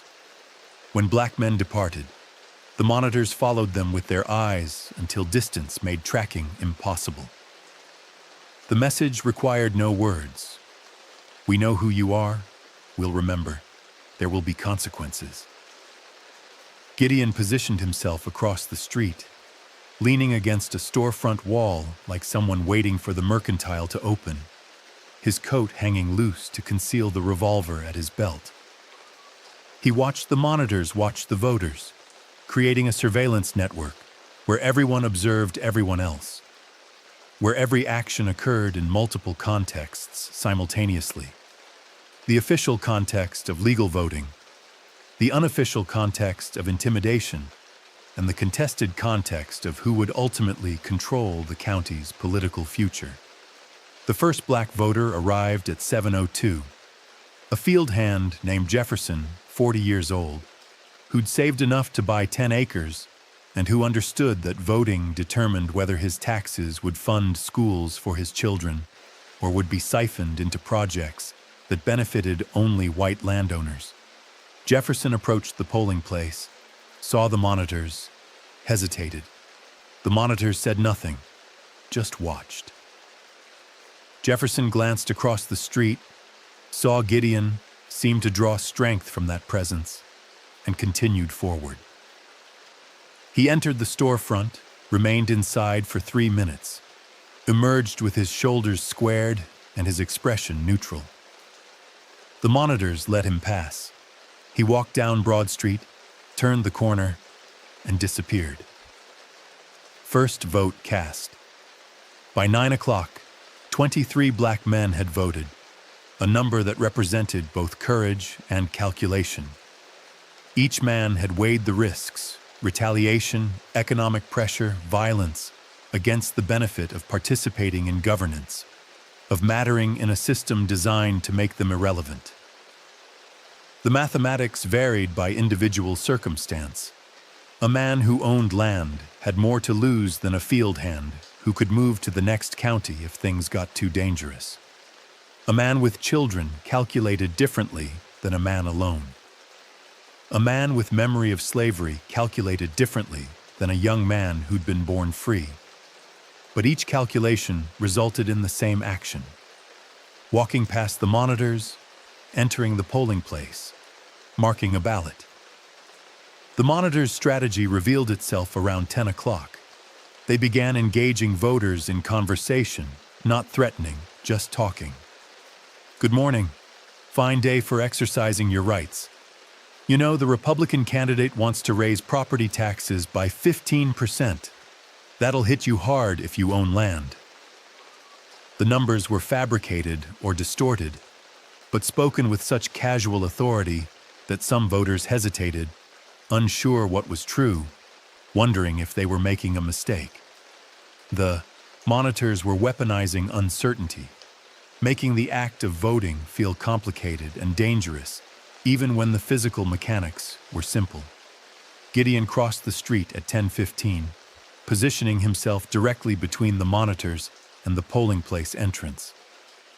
His presence changed the dynamic immediately.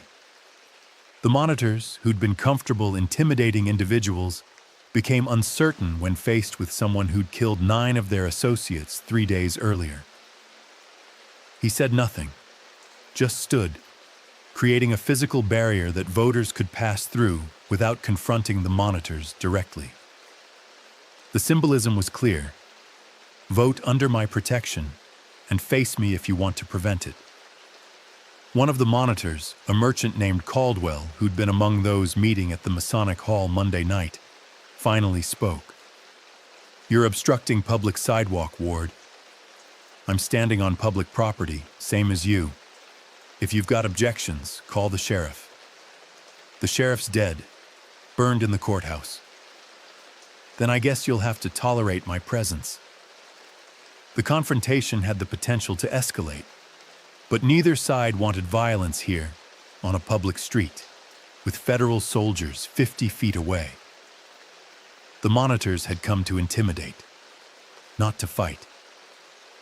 Gideon had come to ensure intimidation failed, not to start a battle that would justify federal intervention and possibly suspension of the election. So they stood in mutual tension, glaring across 3 feet of space, while voters continued to arrive and pass between them. By noon, 74 black men had voted. The number mattered because the total registered black voters in the district was approximately 260. Even with intimidation, even with the implicit threat of retaliation, more than a quarter had participated by midday. If that ratio held through the afternoon, turnout would exceed expectations and possibly swing the county's results toward Republican candidates who supported Reconstruction. The mathematics of democracy were simple.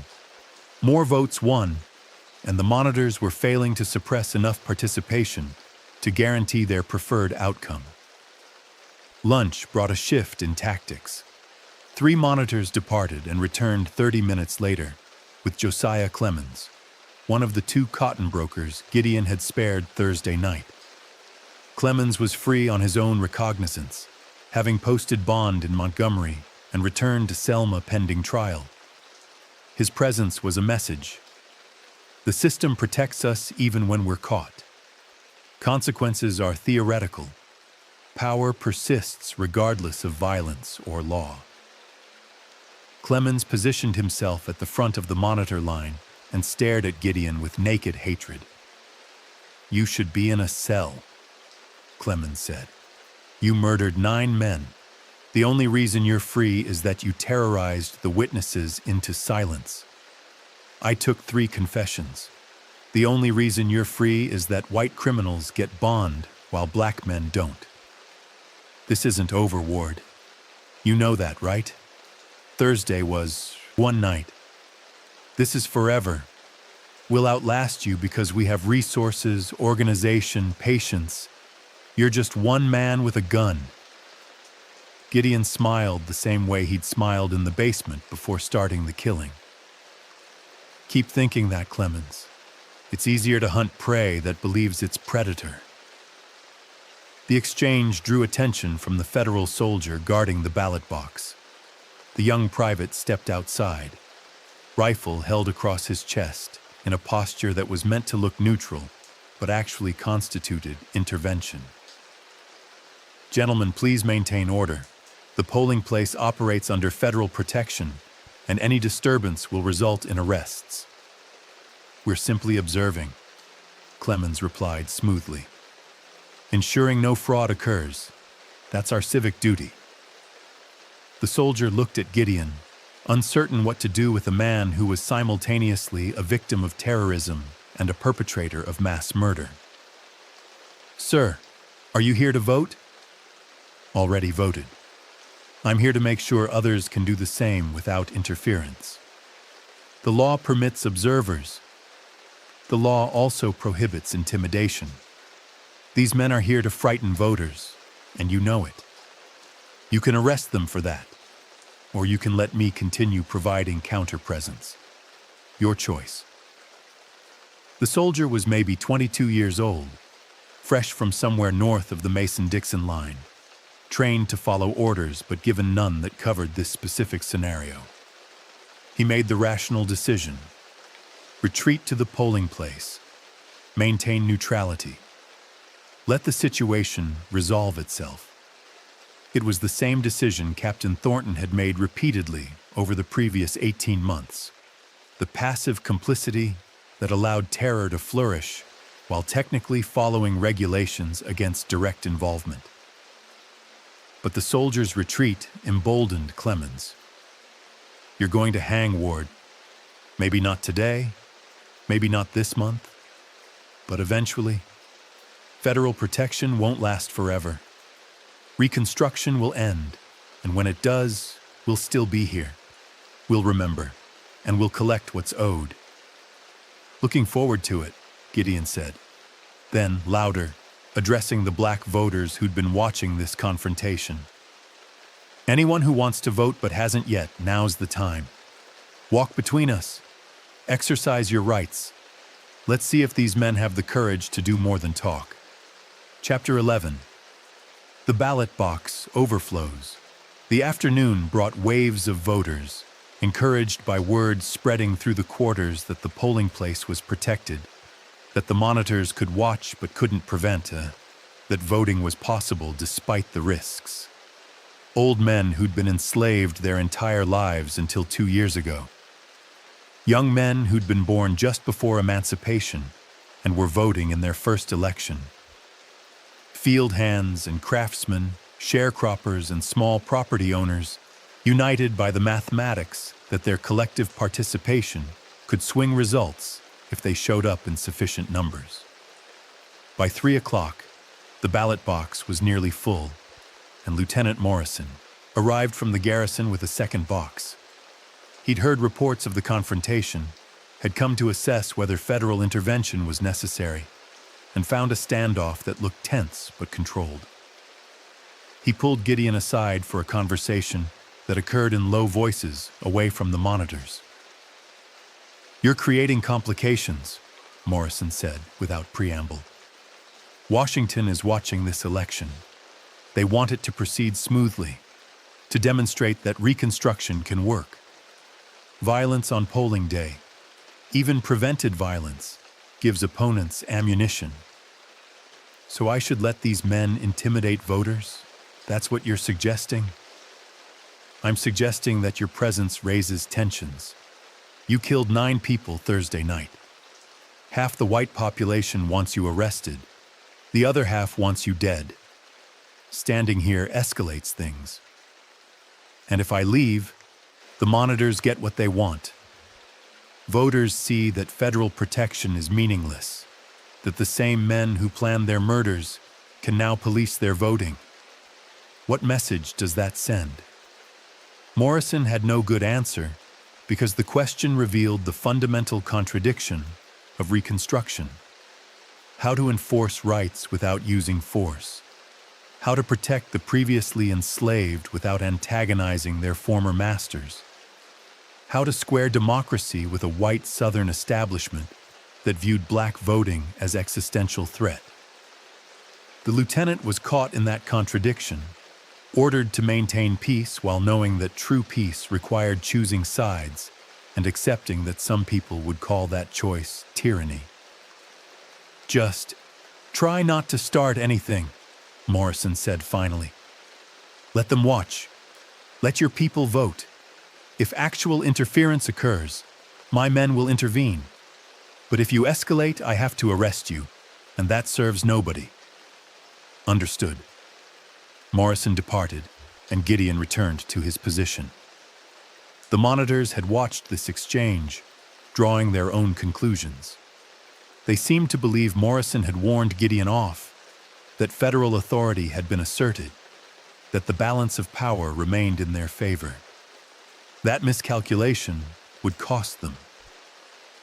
At 4:30, Daniel arrived to vote, bringing his 2 children despite the danger, wanting them to witness him exercising the franchise Rachel had died for. He walked past the monitors without acknowledging them, entered the polling place, marked his ballot, and emerged with his shoulders back and his face set. The monitors said nothing, perhaps because even they understood that harassing a widower and his children in daylight would be too visible, too obviously cruel. But Gideon saw how Daniel's hands shook, how the children pressed close to their father, how the simple act of voting carried weight that no one should have to bear. "You good?" Gideon asked quietly as Daniel passed. "I'm angry, but I'm good." By 6 o'clock, estimated turnout for black voters exceeded 60%, an astonishing number given the previous night's fears. The monitors had failed. Their presence had created fear, but not enough to prevent participation. Gideon's counter-presence had provided just enough protection, or the perception of protection, that voters felt emboldened. The mathematics had tipped toward courage rather than caution, toward participation rather than withdrawal. The monitors recognized this failure in real time, and it made them dangerous. Men who'd expected easy intimidation now faced the prospect of losing not just this election, but the larger battle over who controlled Dallas County's political future. Clemens began arguing with the other monitors, voices rising, tension escalating toward a decision point, where words either turned into action or dissipated into resentful acceptance. At 6:40, with 20 minutes remaining before polls closed, a group of 10 white men approached from the east, walking in formation, faces set. They weren't monitors who'd been standing there all day. These were fresh arrivals, possibly summoned by Clemens when he realized turnout was defying expectations. They wore work clothes and carried tools that could be weapons: axe handles, hammer handles, lengths of chain. The message was clear. Intimidation had failed. Time for escalation. Gideon recognized 3 of them as associates of Edmund Yancey, men who worked at the cotton factor's firm and who'd likely known about Thursday's meeting even if they hadn't attended. They approached the polling place entrance with deliberate purpose, intending either to block access or to spark a confrontation that would justify federal closure of the polls. Either outcome served their interests. Preventing the final 20 minutes of voting would reduce black turnout, and violence would provide ammunition for arguments that the freedmen weren't ready for political participation. But they'd miscalculated who else was watching. Moses and 15 other black men emerged from positions around the square where they'd been waiting for exactly this scenario. Not armed, not organized into a fighting force, just present in numbers that changed the arithmetic. The white group stopped, reassessing, recognizing that forcing entry would mean fighting through a crowd rather than intimidating individuals. Federal soldiers moved from the garrison toward the polling place, drawn by the gathering crowd, adding another layer of complexity. "Polls close in 15 minutes, Lieutenant Morrison announced, his voice carrying authority underwritten by the rifles his men carried. "Anyone attempting to disrupt voting will be arrested. Anyone eligible who hasn't voted should do so now." The white group hesitated, leadership unclear, purpose frustrated. They'd come to act decisively, but found the situation too complicated, too witnessed, too laden with consequences they hadn't been prepared to accept. After 30 seconds of indecision, they withdrew, not fleeing but strategically retreating to preserve the option of acting later under better conditions. The last voters entered at 6:58, marked their ballots, and departed. At 7 o'clock precisely, the federal soldier closed and locked the ballot boxes, began the process of counting votes under Morrison's supervision, and transformed the street confrontation into a waiting game where results would determine whether Thursday's violence had mattered. Gideon remained until the count was complete, until Morrison announced the preliminary totals. In the Western District, Republican candidates had won by margins of 17 to 43%, numbers that exceeded all predictions, and that, when combined with results from other districts, would likely swing multiple county offices to Reconstruction supporters.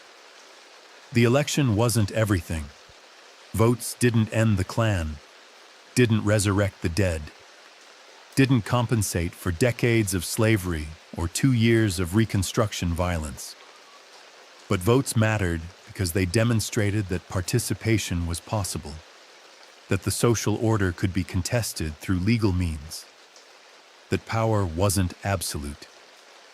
The monitors dispersed without comment, their failure complete. Gideon walked back to his workshop through streets that felt different somehow.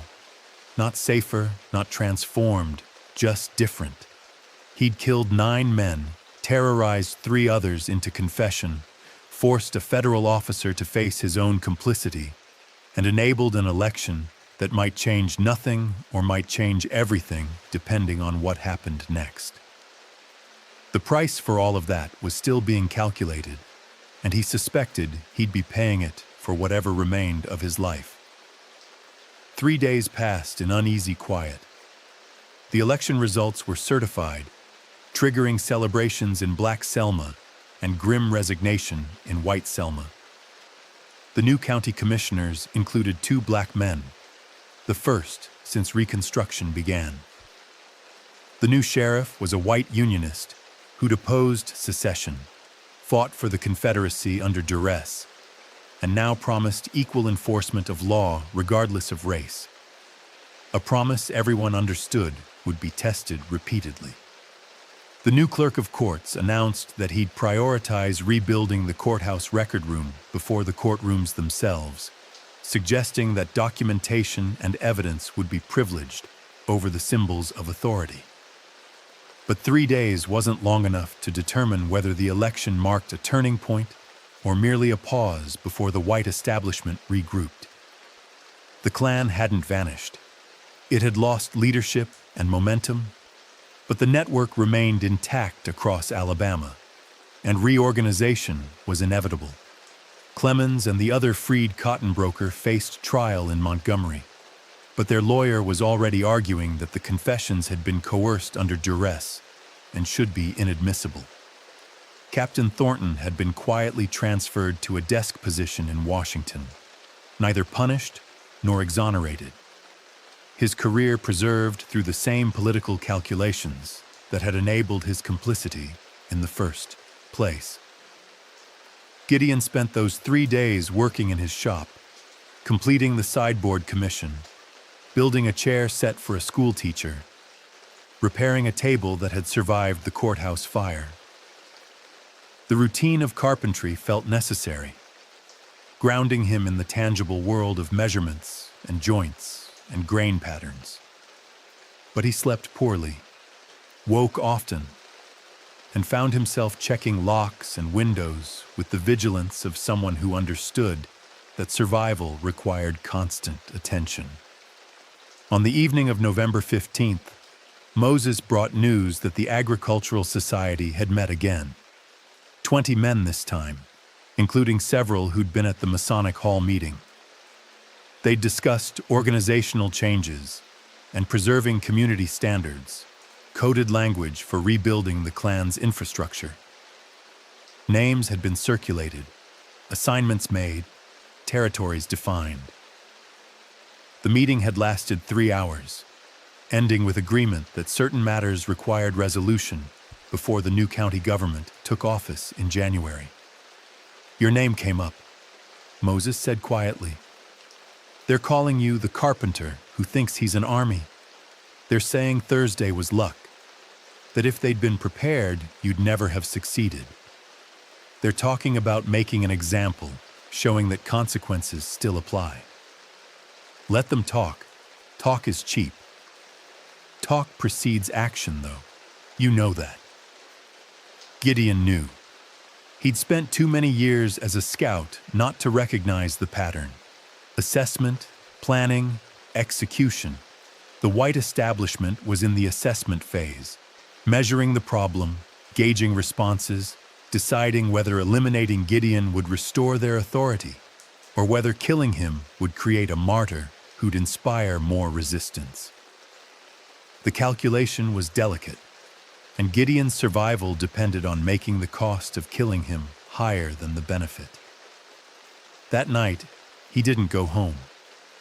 Instead, he walked to the courthouse ruins, drawn by instinct or memory or the need to see what his violence had created. The basement had been partially excavated, revealing scorched bricks and charred timbers and the remains of 9 men who'd planned murder and found it instead. The county had hired laborers to clear the rubble, but the work proceeded slowly, partly from lack of funds, but mostly from lack of will. No one wanted to dig in those ashes, to handle bones that carried the weight of justified but unlawful killing. Gideon stood at the edge of the excavation, looking down into the space where he'd dropped from the ceiling and started cutting. The smell of burned wood still lingered, mixing with November's cold air, creating a scent memory he'd carry forever. He thought about the men he'd killed, not with regret exactly, but with recognition that their deaths had changed him in ways he couldn't yet fully measure. Before Thursday night, he'd been a survivor, someone who'd endured slavery's breakup of his family and the war's carnage and Reconstruction's broken promises. Now he was something else, an executioner, a terrorist, a symbol, a warning. The transformation felt necessary and terrible in equal measure. "They're coming for you," a voice said from behind him. Gideon turned to find Daniel standing in the shadows, a shotgun cradled in his arms. When? Tonight. Maybe an hour from now. Maybe less. One of the housemaids at the Agricultural Society heard them planning. They're meeting at the old Pritchard barn, same place they used before. 20 men. They're calling it a retrieval operation, saying you need to face trial for Thursday's murders. But we both know they're not bringing you to any courthouse. How many are you? 32. All armed. All ready to fight if you give the word. Here was the choice Gideon had been avoiding since Thursday. Whether to remain a lone actor, controlled and contained, or to become a leader of something larger that could spiral beyond his control. 32 men willing to fight meant 32 lives at risk. 32 families that could be destroyed if things went wrong. It meant transforming a single act of targeted violence into organized resistance, crossing a line from assassination to insurrection. "No," Gideon said. "If they want me, let them come. But not you, not anyone else. This stays between me and them." That's suicide. Maybe. Or maybe it's the only way this ends without a massacre. They're coming for me specifically because I'm one man they can target without igniting open warfare. If I meet them with 32 fighters, that's the excuse they need to bring in militia, declare martial law, start arresting people. But if I handle it alone, the way I handled Thursday, it stays surgical. It stays about individuals rather than communities. Daniel understood the logic, but rejected the conclusion. You can't fight 20 men alone. Thursday you had surprise, position, preparation. This time they're ready. They know what you can do. They'll shoot you from 100 yards out and call it justice served. Gideon smiled. Then I better make sure they can't find me to shoot. He spent the next hour preparing, not for defense, but for offense. He knew where the Pritchard barn was. He'd noted it during his earlier surveillance as one of the clan's rotating meeting places. He knew the approaches, the sight lines, the cover available in the surrounding tree line. And he knew that 20 men organized to hunt him would be focused on his workshop, his likely routes, the places he was known to frequent. They wouldn't expect him to attack their staging point, to strike before they could execute their own plan. The barn stood 2 miles east of town, a sagging structure that hadn't housed livestock in years and now served as storage for abandoned equipment and occasional shelter for vagrants. Gideon approached from the south, moving through pine forest, using the trees and darkness to close distance without exposure. He arrived at 10:30, positioning himself in the tree line 70 yards from the barn's north entrance, and watched as the hunters gathered. They came in small groups, riding or walking, converging on the barn with the practiced coordination of men who'd done this before. Gideon counted them. 23, not 20. The number had grown since Daniel's warning, suggesting either enthusiasm for the mission or difficulty saying no when asked to participate in community defense. Most carried rifles. Several had pistols visible in belt holsters. A few had brought rope, presumably for binding Gideon if they took him alive. Though everyone understood that was unlikely. The barn's interior glowed with lantern light, illuminating the planning session. Gideon couldn't hear the specifics, but he recognized the pattern. Map consultation, route assignments, timing coordination. They were treating this like a military operation, which was smart except for one flaw. They'd assumed Gideon would react defensively, would fortify his position, or run, or try to hide. They hadn't considered that he might come for them instead. He waited until midnight, when the planning concluded, and men began moving toward horses tied outside the barn. The operation was launching, hunters heading to surround Gideon's workshop, to trap him the way he'd trapped their associates Thursday. But they'd left their rear exposed, confident that no one would attack 23 armed men at their own staging point. Confidence made them careless. Gideon shot the first man from 70 yards, the rifle crack splitting the night, the target dropping before anyone registered what had happened. He'd borrowed a Springfield from Moses, a military rifle with better range and accuracy than his revolver, and he'd positioned himself to cover the barn's exits. The second shot took another man trying to mount his horse.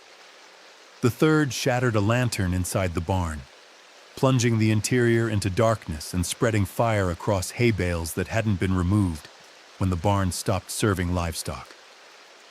Chaos erupted, men scattering, some running for cover, others trying to identify where the shots had originated, a few returning fire blindly toward the tree line. Gideon had already moved, circling west, taking a new position that covered a different angle. He shot twice more, both hits, both men falling, before the return fire found his previous location and tore bark from trees he was no longer behind. The barn was burning now, flames consuming dry timber, forcing the men inside to evacuate or die. They poured out the exits, silhouetting themselves against the firelight, making themselves perfect targets. Gideon shot 3 more in quick succession, dropping them before they reached cover, demonstrating the same ruthless efficiency he'd shown Thursday. The hunters were learning what their associates had learned in the courthouse basement, that fighting Gideon Ward required accepting casualties they weren't prepared to absorb. Return fire intensified as the survivors organized, bracketing the tree line with overlapping fields of fire, forcing Gideon to stay down. He'd killed 8, wounded possibly 2 more, but the remaining survivors were finding discipline, overcoming their initial panic, starting to work as a unit. If he stayed here, they'd flank him, surround him, end this through superior numbers. Time to shift tactics. He ran west through the forest, using terrain and darkness to break contact, emerging 200 yards from the barn and circling back toward town. Behind him, the barn fire illuminated the night sky, a beacon that would draw attention from Selma, bring federal troops to investigate, transform this ambush into a public incident that would require official response. That suited Gideon's purposes perfectly. He'd disrupted the hunting party, killed enough of them that the survivors would spend the rest of the night evacuating casualties rather than pursuing him, and created evidence of organized violence that the new county government couldn't ignore. but he'd also guaranteed escalation. The white establishment had just lost 8 more men, bringing the total casualties to 17 over 5 days. That kind of attrition demanded response, and the response would come soon, probably overwhelmingly. Gideon had bought time, days, maybe a week, but he'd also ensured that the next confrontation would be decisive, that one side or the other would have to prevail completely, because there was no longer any middle ground. He reached his workshop at 1 a.m, barred the door, and waited for dawn with the rifle across his knees and the knowledge that he'd probably just signed his own death warrant. Lieutenant Morrison reached Gideon's workshop at 6 a.m, accompanied by a full platoon of federal infantry and a major from Montgomery, whose presence announced that Washington's attention had finally focused on Dallas County. The major's name was Theodore Ashford, a Massachusetts man who'd commanded black troops during the war and who approached Reconstruction with the zealotry of someone who believed the Confederacy's defeat should mean something more than geographical reunification. "Mr. Ward," Ashford said formally, standing on the street while his soldiers surrounded the block, "I'm here to investigate last night's incident at the Pritchard barn and to determine whether federal law has been violated. I need to take your statement regarding your involvement in that action and in the events of November 8th. Gideon unlocked his door and invited Ashford inside, recognizing that cooperation was now the only strategy available. Running would confirm guilt. Fighting would justify whatever response Ashford chose to deploy. But cooperation, providing testimony, documentation, context, might transform him from criminal to witness, from murderer to someone who'd enforced law that local authorities had failed to uphold. They talked for 3 hours. Gideon walked Ashford through everything: the tight surveillance of Klan meetings, the murder of Thomas Hawkins and Jacob Williams and Rachel Turner, the conversation with Daniel about resistance, the decision to raid the courthouse basement on November 8th, the confessions extracted from Thornton and the cotton brokers, the Election Day standoff, and finally the ambush at Pritchard Barn. He held back nothing, recognizing that partial truth would be worse than silence, that his only chance at surviving with any legitimacy required exposing everything and letting federal authority decide what to do with the information. Ashford listened without interrupting, taking notes in a leather journal, occasionally asking clarifying questions, but mostly letting Gideon's narrative flow uninterrupted. When Gideon finished, the major sat in silence for several minutes, reading his notes, processing implications. "You've admitted to 17 homicides," Ashford said finally. 9 on November 8th, 8 last night. Under Alabama law, that's multiple counts of murder regardless of motive. The state would be within its rights to seek your arrest and prosecution." "Yes, sir." "However, Alabama law doesn't control here. This county is under military occupation pursuant to the Reconstruction Acts. I have authority to supersede state law where necessary to protect federal interests. The question I'm wrestling with is whether your actions advanced or undermined those interests." "And?" Ashford leaned back in his chair. "The Klan has been terrorizing this county for 18 months. We've filed reports, made recommendations, requested resources to combat the violence. Washington sent forms and bureaucracy and orders to maintain peace without creating incidents that northern newspapers could exploit. Captain Thornton interpreted those orders as permission to do nothing, which allowed the violence to escalate. You, on the other hand, eliminated the Dallas County Klan leadership in a single night and disrupted their reorganization attempt 5 days later. From a purely tactical standpoint, you accomplished in 1 week what we failed to accomplish in 18 months. But you did it through premeditated murder, which sets a precedent that terrifies everyone. If private citizens can decide which laws apply and which don't, if violence is acceptable when institutions fail, then we have anarchy rather than democracy. You're asking me to endorse a principle that undermines everything I've fought to establish. The conversation had reached its core tension, whether justice required institutions or whether individuals could claim authority when institutions failed. Gideon had no answer that wouldn't sound self-serving, so he offered observation instead. Sir, every enslaved person in this county has been waiting their entire lives for institutions to protect them. First, they waited for slave owners to develop conscience. Then they waited for northern armies to win the war. Then they waited for constitutional amendments to guarantee rights. Then they waited for federal troops to enforce those rights. At some point, waiting becomes complicity. I stopped waiting. If that's a crime, prosecute me. But don't pretend the alternative was justice.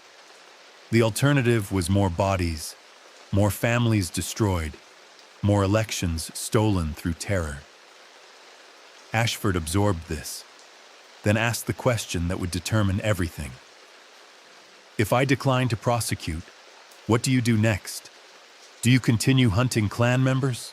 Do you become a vigilante who decides which white Southerners live and which die? Where does this end? It ends when the institutions work. It ends when a black man can vote without being murdered, when a family can own land without being terrorized, when the law protects everyone instead of just the powerful. I don't want to be what I've become, Major. I want to build furniture and live quietly and believe that my nieces and nephews will grow up safe. But I can't make institutions work by myself. That's your job. I just did mine. I removed the people who made your job impossible. Now do yours. The Major stood, walked to the window, and stared out at Broad Street where morning commerce was beginning, despite the previous night's violence. Federal soldiers stood at intersections, a visible presence that said the military was taking control, that civilian authority had failed and was being superseded. After a long silence, Ashford spoke without turning around. I'm placing this county under direct military governance, effective immediately. All civilian officials will report to federal authority. All elections will proceed under military observation. All complaints of violence or intimidation will be investigated by federal personnel. And all irregular militia organizations, including the Ku Klux Klan, are hereby declared unlawful conspiracies subject to immediate suppression. This order remains in effect until I determine that local authorities can maintain law without federal intervention. He turned to face Gideon. You're free, Mr. Ward. Not because what you did was legal, but because prosecuting you would undermine everything I just announced. You've become a symbol whether you wanted to or not. The black community sees you as a defender. The white community sees you as a terrorist. I need you to disappear for a while. Let tensions ease. Let the new government establish itself. Can you do that? Where would I go? Anywhere but here. North, preferably. I'll provide travel papers and a stipend. Come back in 6 months, a year maybe, when things have stabilized. But staying now means every incident, every death, every act of violence will be blamed on you, whether you're involved or not. You'll be a lightning rod that attracts the very violence I'm trying to prevent. It was exile disguised as protection, forcing Gideon to choose between remaining to defend what he'd fought for or leaving to allow the institutions he didn't trust to prove themselves.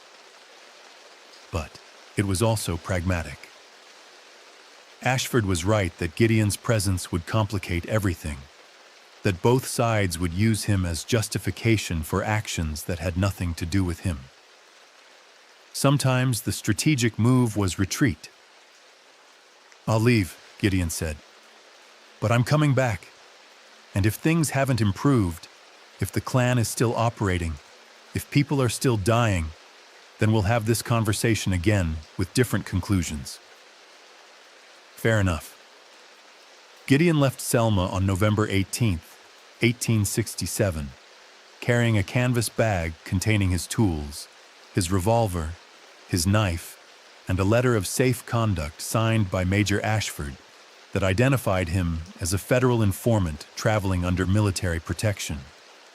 The train took him north through Alabama into Tennessee, past battlefields he'd scouted during the war, through mountains that had sheltered him when Confederate patrols came too close.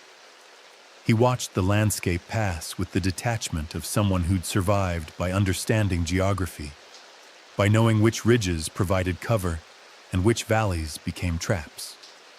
He settled temporarily in Nashville, finding work at a carpentry shop that asked no questions about where he'd come from or why his hands bore the calluses of someone who'd done more than woodworking. The city was crowded with displaced people, former slaves seeking opportunity, former Confederates seeking anonymity, Northern transplants seeking fortune in the occupied South.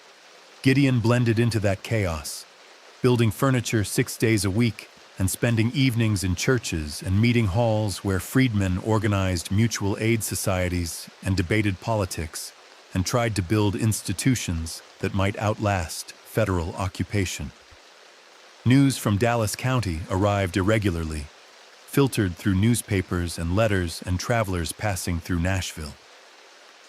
Major Ashford had arrested 14 men on conspiracy charges related to Klan activities, using the confessions Gideon had extracted and additional testimony that emerged once federal authority demonstrated willingness to prosecute.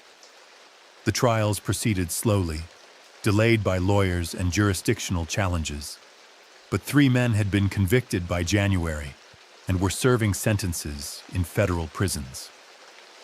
Captain Thornton had been court-martialed and dishonorably discharged, though he'd avoided prison through political connections and was reportedly working as a railroad surveyor in Texas. The new Dallas County government was functioning, though under military supervision that limited its independence. The Black County Commissioners had proposed tax reforms and school funding, but implementation was stalled by white opposition and federal caution about provoking backlash. The Klan had gone underground, no longer meeting openly, but rumors suggested continued activity in surrounding counties. The fragile peace Ashford had imposed was holding, but only because federal troops remained visible and enforcement remained credible. Daniel wrote in February, reporting that his children were in school, that he'd planted spring crops without incident, that the community was recovering slowly from 2 years of terror. "People still talk about you," Daniel wrote. "Some with admiration, some with fear, some with both. You've become a story we tell ourselves about what's possible when someone refuses to accept what we're told is inevitable. Whether that story helps or hurts, I can't say. But it's your story now, and stories have lives of their own." Gideon read that letter 3 times, understanding that he'd crossed a threshold between person and symbol, between individual action and collective memory. What he'd done in Selma would be retold and distorted and embellished, becoming legend that served purposes he couldn't control. Some would use his story to justify violence. Others would use it to argue that resistance was futile, that individual action couldn't change systems. Still others would remember only that 17 men had died, and that the killing had solved nothing permanent. All of those interpretations were partially true and completely inadequate. In April, Ashford wrote with an update. "The situation has stabilized sufficiently that I believe your return would not trigger immediate crisis. However, I cannot guarantee your safety. Elements of the white establishment blame you for the federal occupation, for the loss of their political power, for everything they've suffered since the war ended. Some have prices on your head, unofficial bounties that circulate in whispers. Others want to prosecute you for murder despite my previous decision not to pursue charges. You have friends here, certainly, but you also have enemies who will act on that enmity if given opportunity. My recommendation: stay away another year. Let more time pass. Let memories fade. But if you choose to return, do so with awareness that you're walking back into a conflict that has paused, not ended. Gideon returned in May, making that choice with full understanding of its cost. He'd survived by moving forward, by refusing to remain perpetually displaced, by believing that home was something to claim rather than something granted by others' tolerance.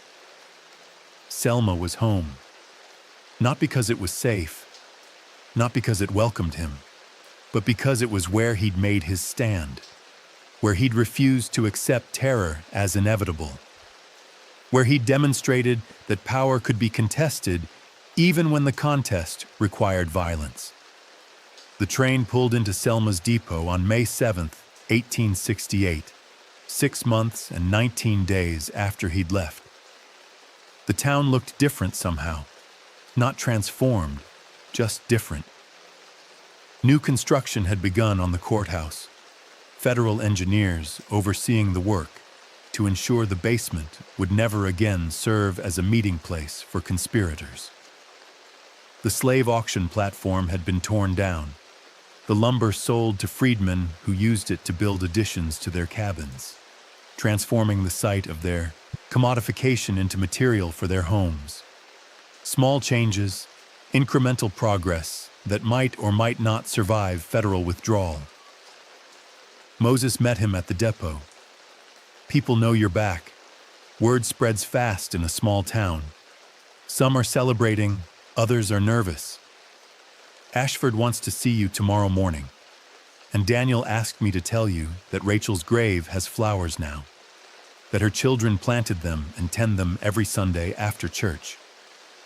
They walked through town toward Gideon's workshop, which Moses had maintained in his absence.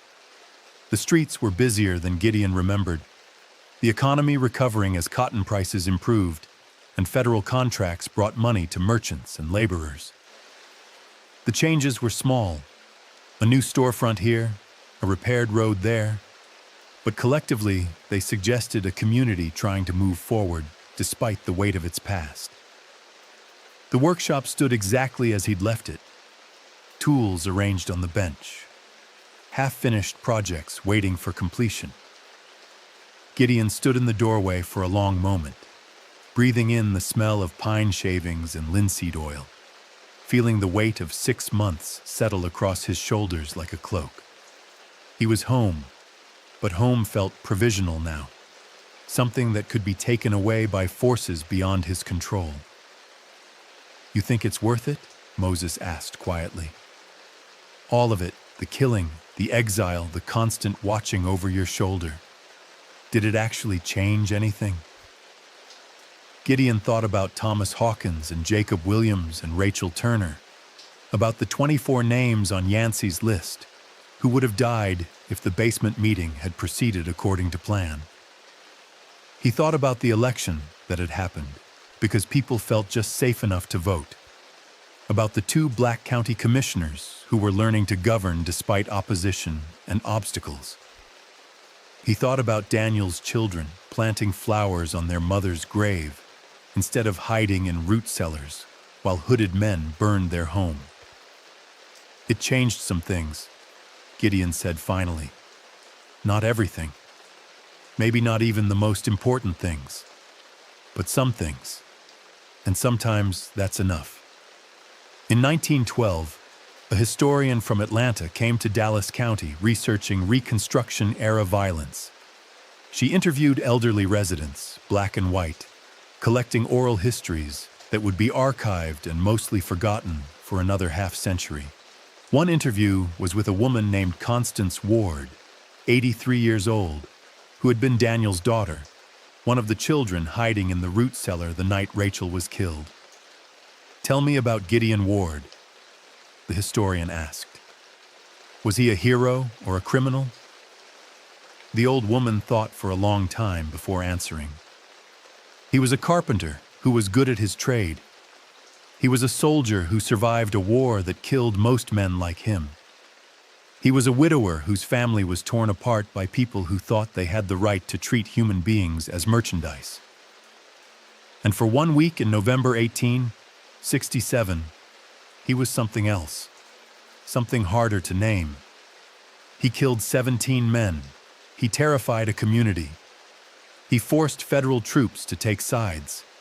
He made people confront choices they'd been avoiding for 2 years. Was that heroic? Was it criminal?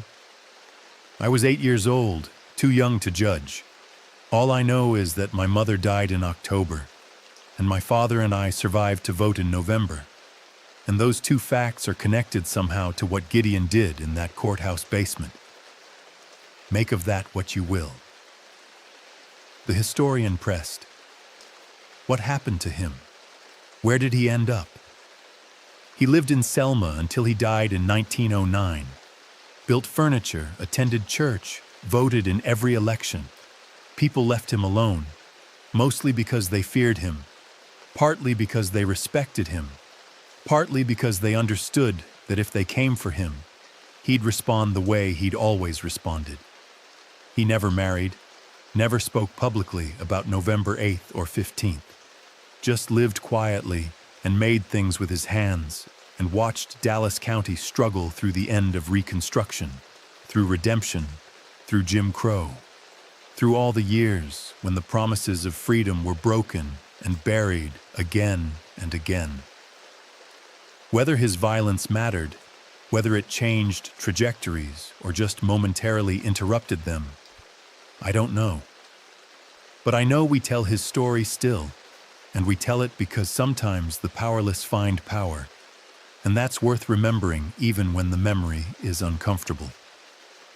The interview ended there, filed in boxes that sat in university basements until graduate students rediscovered them in the 1970s. By then, all the principals were dead. Gideon, Daniel, Moses, Major Ashford, everyone who'd witnessed November 8th firsthand.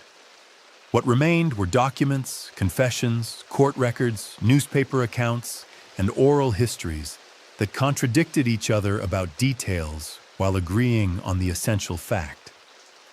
In Reconstruction-era Alabama, one man killed 17 others and lived long enough to die peacefully in his sleep. They still tell his story in Dallas County, though the details shift with each generation's telling. Subscribe if you want the next deep dive.